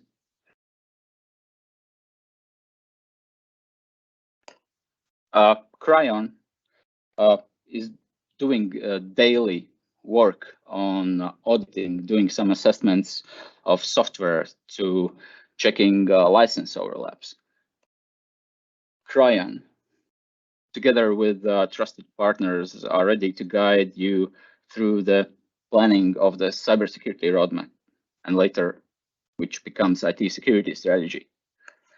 Cryon has its own platform called Empower IQ, where our customers and partners are able to take trainings to prepare for some certifications. So very useful tool. And in the end of the day, of course, our experts are ready to find the best fit of the technology available in the market, which fits exactly your needs, and you can succeed your targets and goals and be compliant in the end of the day. So this is it from my side. I hope there was some value after this. So ready for your questions. Thank you, Agris, for your insights. I believe that it was really interesting and insightful for the audience, for the participants, to hear what you did find so far, and how to actually help organizations to look into the security posture increase, or let's say security overall. And of course, there are some questions while Candid is preparing. I see that he's already sharing his screen, but I would like still, Agris, to ask you, maybe you have some recommendations, because you did touch a little bit about such a certain scenario when an organization has already different solutions in place and not really deploying them because of various reasons. So what might be the underwater stones so far throughout the journey to the security posture increase that organizations should be aware of? Maybe there are some tips and trips in order to avoid some kind of interesting, offers from the market that bombards the organizations. Yeah, definitely. First thing is to understand and identify what vector of threats we want to cover. Where are those risks? After we has identified that, then of course there are two important things: the technology and the human resource. Technology in terms, so we will choose some specific vendor, we will compare the performance, but we have to also understand who will work with these technologies. Do we have some skills and expertise in-house? Should we address it to some third parties? Also, there are such very important things as to understand the compatibility in terms of does our existing infrastructure can work together with this new technology. There are different scenarios available in the market, and of course not only compatibility but scalability. We have to understand, will our business grow? Will this new technology, what we want to implement, how it will address this situation? And there is one more important thing. Nobody, it doesn't matter how good technology looks like, how good was proof of concept, nobody wants to be the first one in the market, yeah, right? So nobody wants him be the one where distributor is learning on his some mistakes. So yeah, this is very crucial to have proper proof of concept, to have proper support and training from the vendor side. And actually, I haven't mentioned one thing. Linus, do you know which one is that? You mean which you did miss during your presentation? Yeah, no, there is one more very crucial aspect. Help me. It's the cost effectiveness, of course, in the end of the day. I was thinking actually about success criteria while organizations are performing the POCs. But yes, you are right that cost effectiveness is also very important. Okay, thank you. All right, thank you. I answered. Thank you very much, Agris. Of course, we're going to have some time in the end of the event, and now we're moving to the final presentation. I'm really happy to introduce our dear partner, Candid Woost, who is VP of Acronis Research, with his very interesting topic, complement AI and ML efficiently to increase cyber resilience. So, Candid, the floor is yours. Thank you, Linus, and good morning also from my side to everyone. Thanks for joining. We heard a lot of interesting things, and yes, now I can kind of wrap up and take a few bits out of the different presentation and see how you can actually bring that together, how you can integrate it, and hopefully, yeah, make yourself and your company and customers, of course, better protected against the cyber attacks. And Agris actually mentioned it nicely before. You are not alone. Unfortunately, that is also true for cyber criminals. There are more and more cyber criminals entering the market. I mean, we already mentioned ChatGPT. So we have seen, and I will go over that in a few more slides, that of course, artificial intelligence like ChatGPT has already been used by cyber criminals to make their life easier as well, because they want to make it easier for them to attack you and your customers. On the other hand, you might have heard since a few months, there have been quite a few layoffs in the tech industry, right? Being it Google, being it Amazon, Meta, you name it. And some of those might not be too happy of getting laid off, right? So now you're also adding the insider threat to it, because they might decide that they actually want to download some of your customer data or some internal source code. So how can you actually define that if they are already inside your network and probably also know a little bit about your layout? And last but not least, yes, of course, there are the classical cyber criminals. They do exchange ideas around new things in underground forums, and some of them, they just say, hey, I'm a new developer who wants to join for a malware project, or in that case here, a ransomware project. So unfortunately, there is no shortage of new people entering the cybercrime market. And maybe to recap, we have already seen a few good examples from Paula on kind of how the attackers manage to get onto your systems, right? So it could be the classical malicious email. Nowadays, very often some link files or some Microsoft OneNote being used with some nice social engineering twist to get onto the machines. Or of course, unpatched vulnerabilities. We unfortunately still see that many corporations do not timely patch anything that they're actually using, being it Microsoft Exchange Server on-premise or any other application that they might rely on. And I recently asked a customer kind of, hey, do you actually do regular patch your system? And he said, oh yeah, we do it regularly every 3 months. And I agree, 3 months is regularly as well, but that's not the point, right? Whenever there is an update, for example, Microsoft Patch Tuesday, you should as soon as possible patch it. And that should be within a few days, maximum maybe a week, and not a few months, right? Because the attackers, they will definitely use it. And of course, they have spread over to cloud services.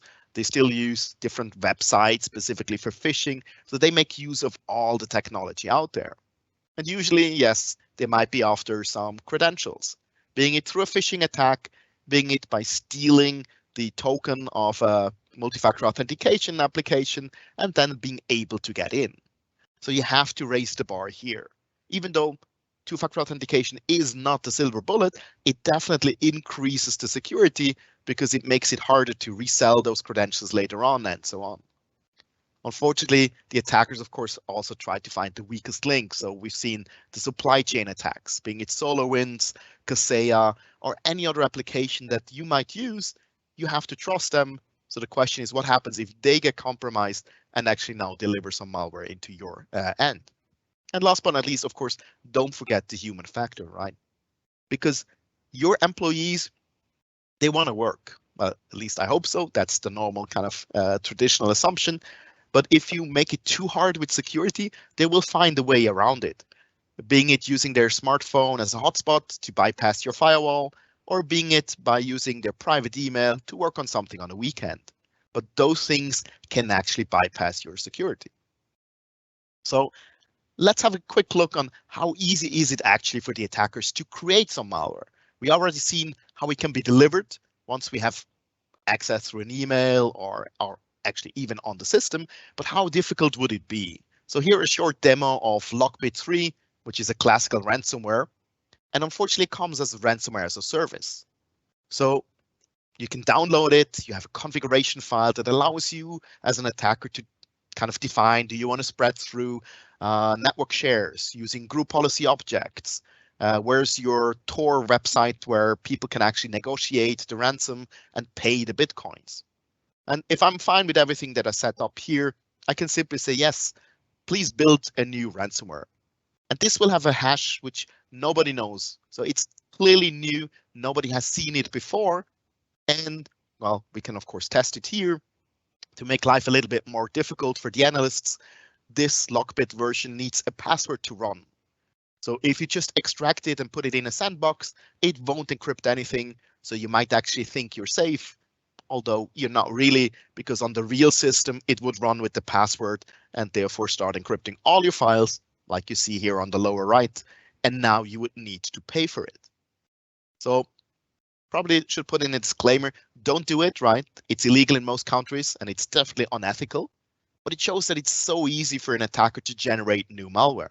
And that probably explains why we have about 300,000 new malware samples every given day. That's a huge avalanche coming your way and you need to protect against it. But guess what? Well, now AI comes along, right? Now we have ChatGPT, and of course there are other AIs out there like Bard from Google and so on. So that race is on as well. But as I said, attackers are already using that to make their life easier. So will we see the kind of Terminator Skynet ransomware that does everything on its own and bypasses everything you have? Well, luckily not yet. But what we have seen is that ChatGPT specifically has been used to create malware. Because you can simply ask, hey, please create a PowerShell script which encrypts all your files, or create something that will steal your Bitcoin wallet, your passwords, and then send it off to a web server. It has to be said that most of them are very basic because AI, specifically ChatGPT, which is a large language model, an LLM, they basically just have a very good idea of everything that has been written on the internet, or at least a lot, with 175 billion attributes being used. But that means they're basically just very fast in Googling for information. So if someone has written a malware, they will have knowledge about it and they will add this thing together, but they're not creating something completely new with a new methodology that you haven't seen before. So it's still easy to detect, specifically if you go after the behavior. But there are some twists you can try with polymorphism, where basically every instance of the infection would go back to ChatGPT and ask for a new variation of the code. This does work, but there are still only limited ways of how it knows to, for example, create a ransomware. So it's not the doomsday scenario yet. We also seen attackers using it to find vulnerabilities. You can copy paste some data like source code into it and then ask, hey, is there a vulnerability in it? And it will find, for example, SQL injections in websites, and will even tell you how to exploit those and make the code a little bit more obfuscated so it can bypass some web application firewalls. But the main purpose of the attackers using it is currently using it for malicious emails, specifically spam and of course phishing emails, because ChatGPT is very good with text. That's what it was designed for, question and answers. So you can ask it to create an email that looks very convincing. And of course, you could also use the same for business email compromise. Those are the ones where it says, hey, I'm your CFO. We need to send some money to that company because we want to acquire them. You have to do it right away, otherwise we lose the deal. And because ChatGPT can actually do the interaction, it can be really convincing, because even if the employee asks a few questions, the AI can respond to it. So those are things that we see, right? So the big question is, well, if the cybercriminals are using AI, well, are you, right? because otherwise they definitely have an advantage over you if you're still using kind of legacy tools to protect yourself. And of course, you can and should use artificial intelligence inside your cyber protection. And this is by way nothing new. Artificial intelligence has been used for more than 5 years in the cybersecurity industry, right? Because it's very good to find anomalies in large data sets.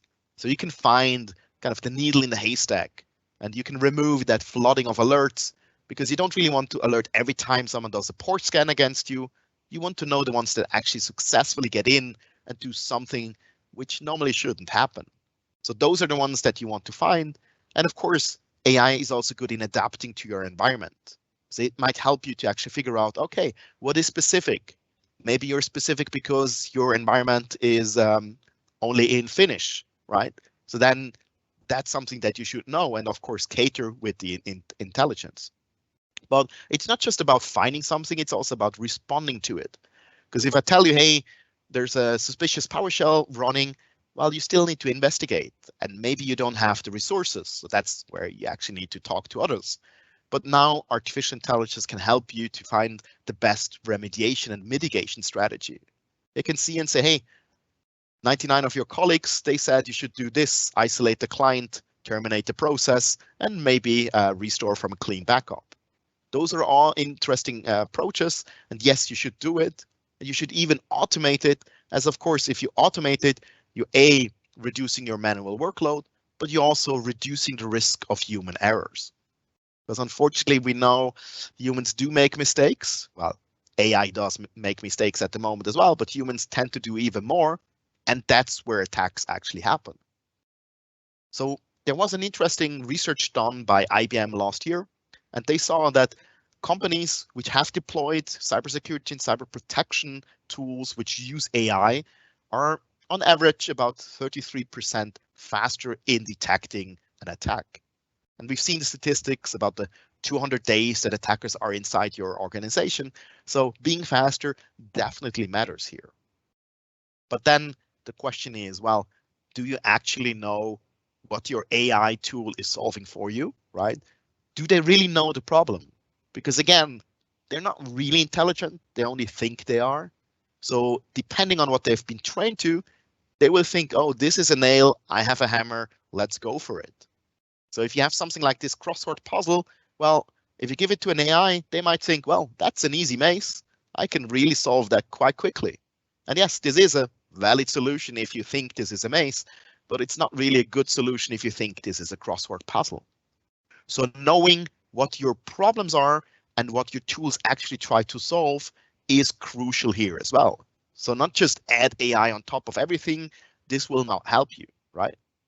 And another thing is, of course, you need to know what information you feed into the artificial intelligence. Because the old saying goes, if you don't see the attack, you don't see the attack.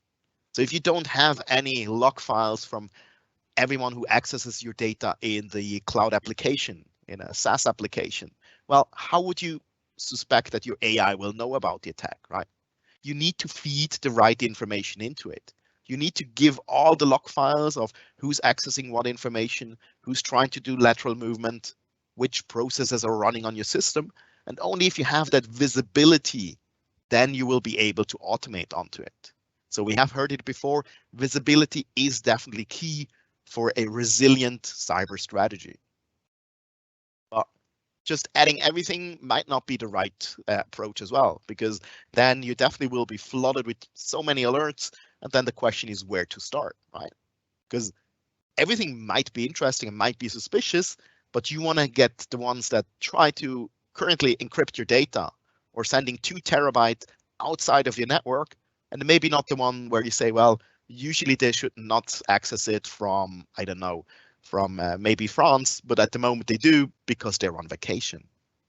So having the right prioritization can help as well. And again, of course, there are many, many different solutions out there. So you can find for each problem a niche solution, or probably 10, 20, 30 that will solve the issue for you. But very often they do not communicate. They're not integrated, which means you're not really solving your overall problem. And we've done a study last year where we ask organizations, Well, first, did you have any system outage? And about 76% of the surveyed said yes, unfortunately we had production systems going down. And then the next question was, okay, so what was the cause of it? Why did your systems go down? And you can see that cyber attacks with 36%, it's kind of every third one, but human error was 42%. So most of the times it's actually not necessarily the attacker who are the very sophisticated and smart, advanced threat persistent and so on, but it's actually a mistake by the administrator because IT is getting more and more complex. If you're adding 20 different solutions, then you have to train on all of them. You have to make sure that they interact well. And usually there will always be something that you miss. We saw that 22% of the organizations are using more than 10 security solutions in parallel. That's every fifth is using more than 10 security solutions in parallel, which means you need a lot of training. You probably pay too much because they might overlap already. And of course, you might make mistakes. And those are the costly mistakes that the attackers are abusing. So here, the tip is definitely integrate those solutions, put them back together and use the synergies between them to actually increase the visibility, but also the speed in protecting against things.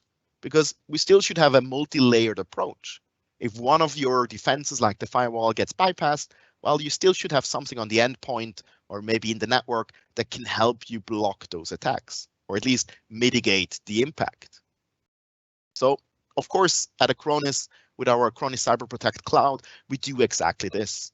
We have the classical backup disaster recovery integrated with manageability, like vulnerability assessment, patch management, and security for endpoints or email, and all added together. And we do have machine learning since a few years, of course, for smarter backups, where we can test, does your backup actually work? Could you start it if needed?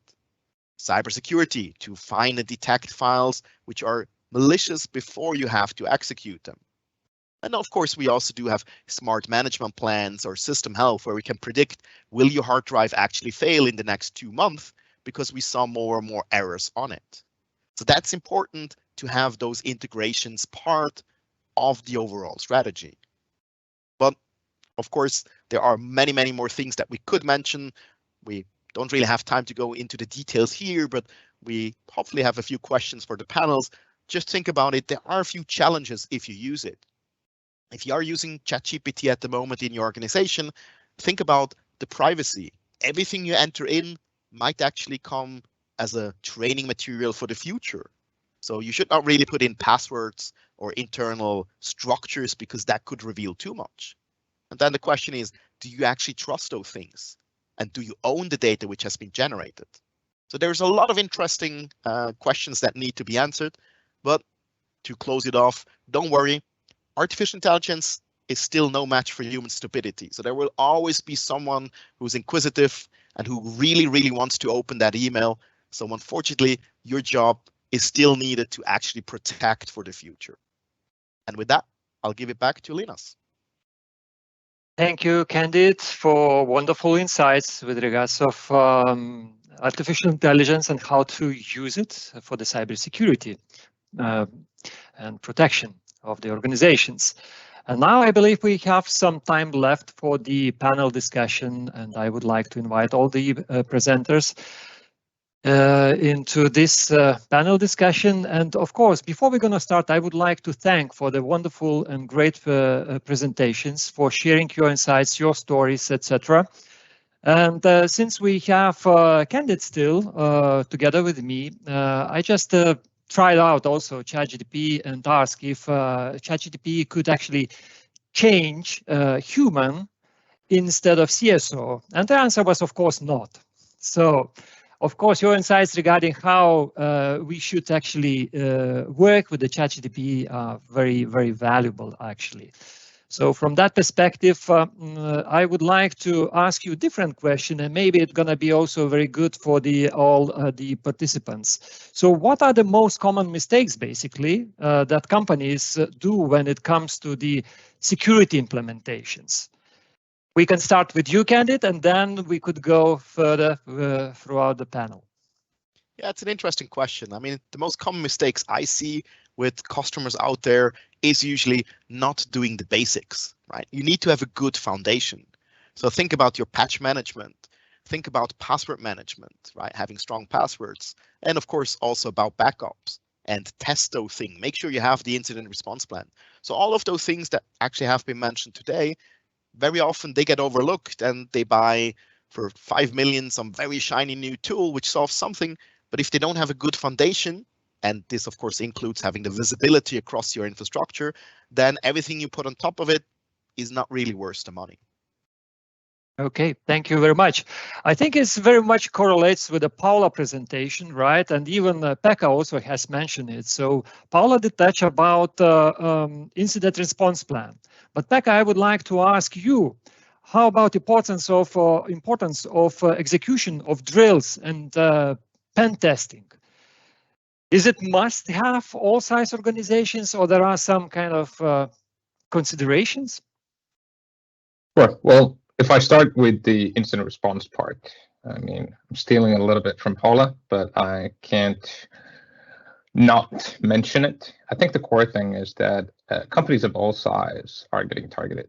We know this from experience. We're seeing NGOs, food banks, hospitals, university schools. I mean, the great democratization of who gets attacked happened with the ransomware and kind of the increased innovation around monetization of attacks. And even with, when we look at some of the state sponsored attacks or kind of advanced persistent threat actors, targets, we're seeing those distributed quite broadly across different industries. So it's not just against government or critical infrastructure, but it also hits industries like, well, mainly information technology, to be honest, but everything from media and finance to transportation and etc.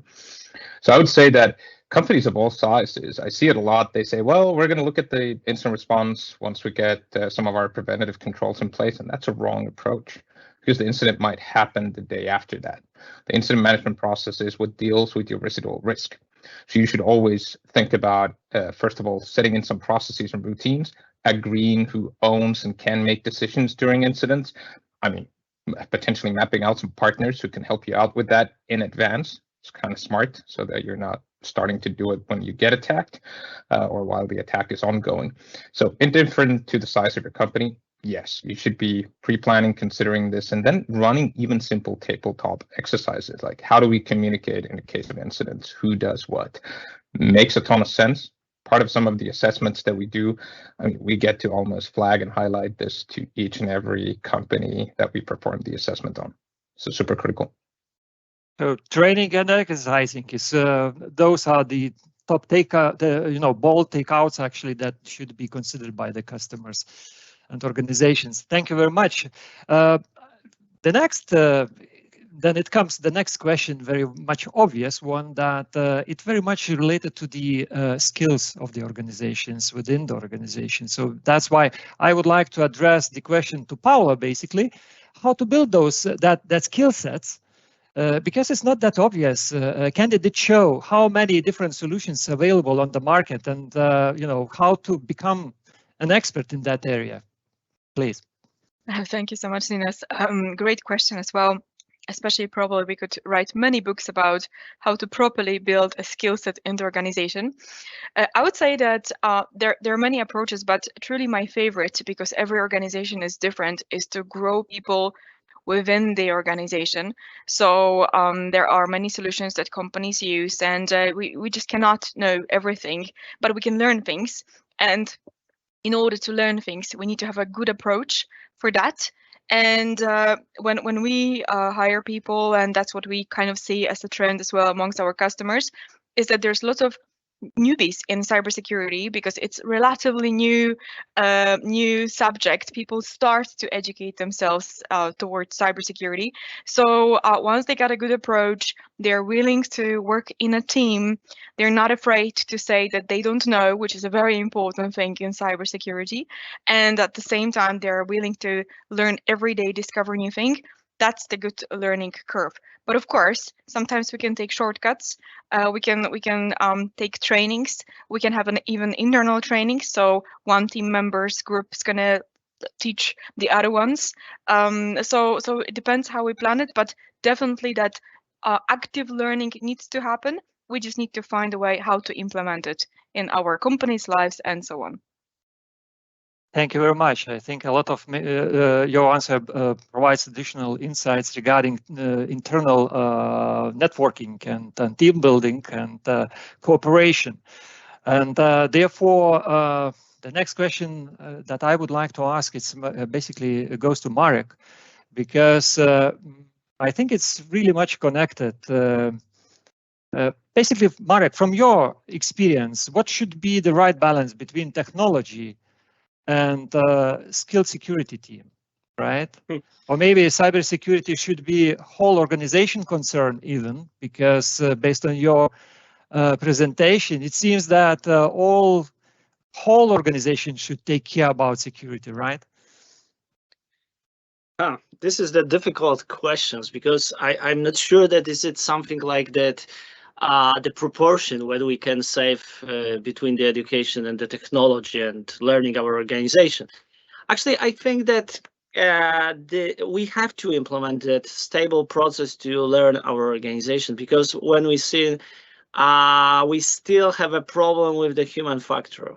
Actually, the human factor will have to manage. We have to manage it. And finally, in my opinion, it's like the important solutions for it is just the educations. And finally, now I see in my organization, when I have the well-educated guys who asking me before clicking something, okay, I simplify it finally, that please check, maybe not, but please check it's something wrong or maybe not wrong.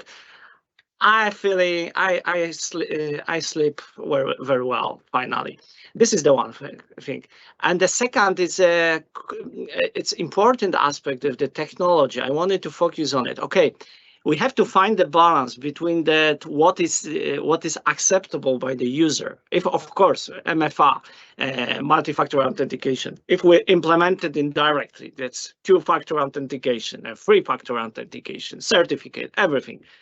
I'm not sure that we survive with our users, and that would be a problem for us. And finally, we have to find that solution, how we should slowly implement and sell them, internally sell them, our security aspect, because we are perceived as something like the obstacles in our organization. We're blocking everything. We are trying.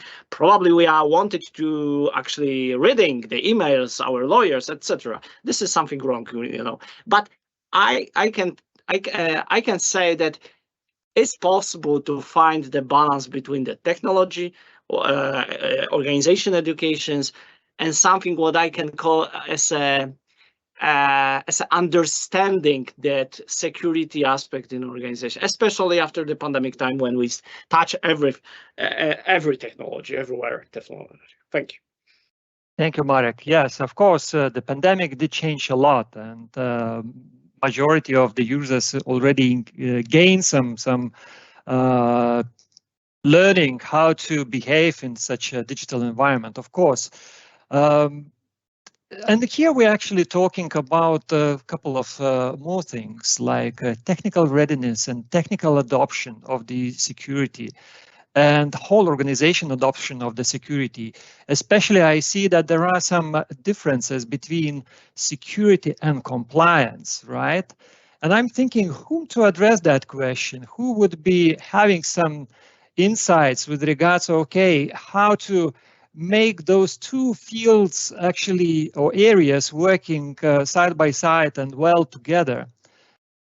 I'm thinking that maybe I should ask Michal as a Microsoft representative, if you have had any experience to deal with the change management and technical adoption. What are your insights? I don't think we will, in those 2 minutes, I can shorten everything I've learned about that. So I think we have to have another conference around that topic when it comes to the adoption. First of all, the bigger org, the bigger challenges you'll have. That's well, something very, very obvious. The bigger org, the more obstacles you will find. The only thing is that I think the big technological change is not about the technology in many cases. The technology is quite simple, changing the people minds and mindsets is very, very difficult. And even if lots of business people think they know how the technology operates, when they are asked, to use that in a proper way, this is where the challenge starts. So what I want to say is that if you're planning a big technological change, you should think about the change in itself, how you do that, how you communicate that, how you check that, how you bring the competences across your organization. How do you measure the quality of what you can deliver? I've been in a couple of orgs which really forgot about that part, and they've introduced lots of nice tools. And then people to share anything were bringing their laptop across the office to show something you wanted to share. If you add up to that the security piece, you have a lot of things to address. And the last part is that every single change will definitely bring some folks who will say no. And that's normal. Nobody likes to change. We talk a lot about changes, but we don't like the changes by ourselves. If you think about, okay, we've been in this pandemic time. Do you like being in your own home for the whole day, doing only Teams calls? No, you don't like it because it's not the way you've behaved. So thinking about that, the change is difficult for everyone, and tracking that is a big challenge, I would say. So with that.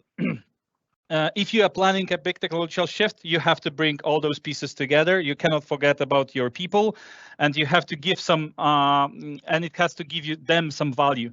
So it cannot be a change only for the org. It has to be change which gives them, personally them, some value out of it. Then they may have some desire and some urge to do that. Otherwise, you will fail no matter what you will do. So I know it was you wanted to maybe look for some technicalities, and I've covered more like things around the process, but I think the technology in all those pieces are easy. The mind shift is very, very difficult. I think that you dealt with the question very well, and exactly. I think the cooperation and adoption and planning, it's very important throughout the process. And of course, there are some frameworks that could be applied in order to address these challenges. And coming back to the last presentation, and there were some of the other comments and thoughts throughout the event.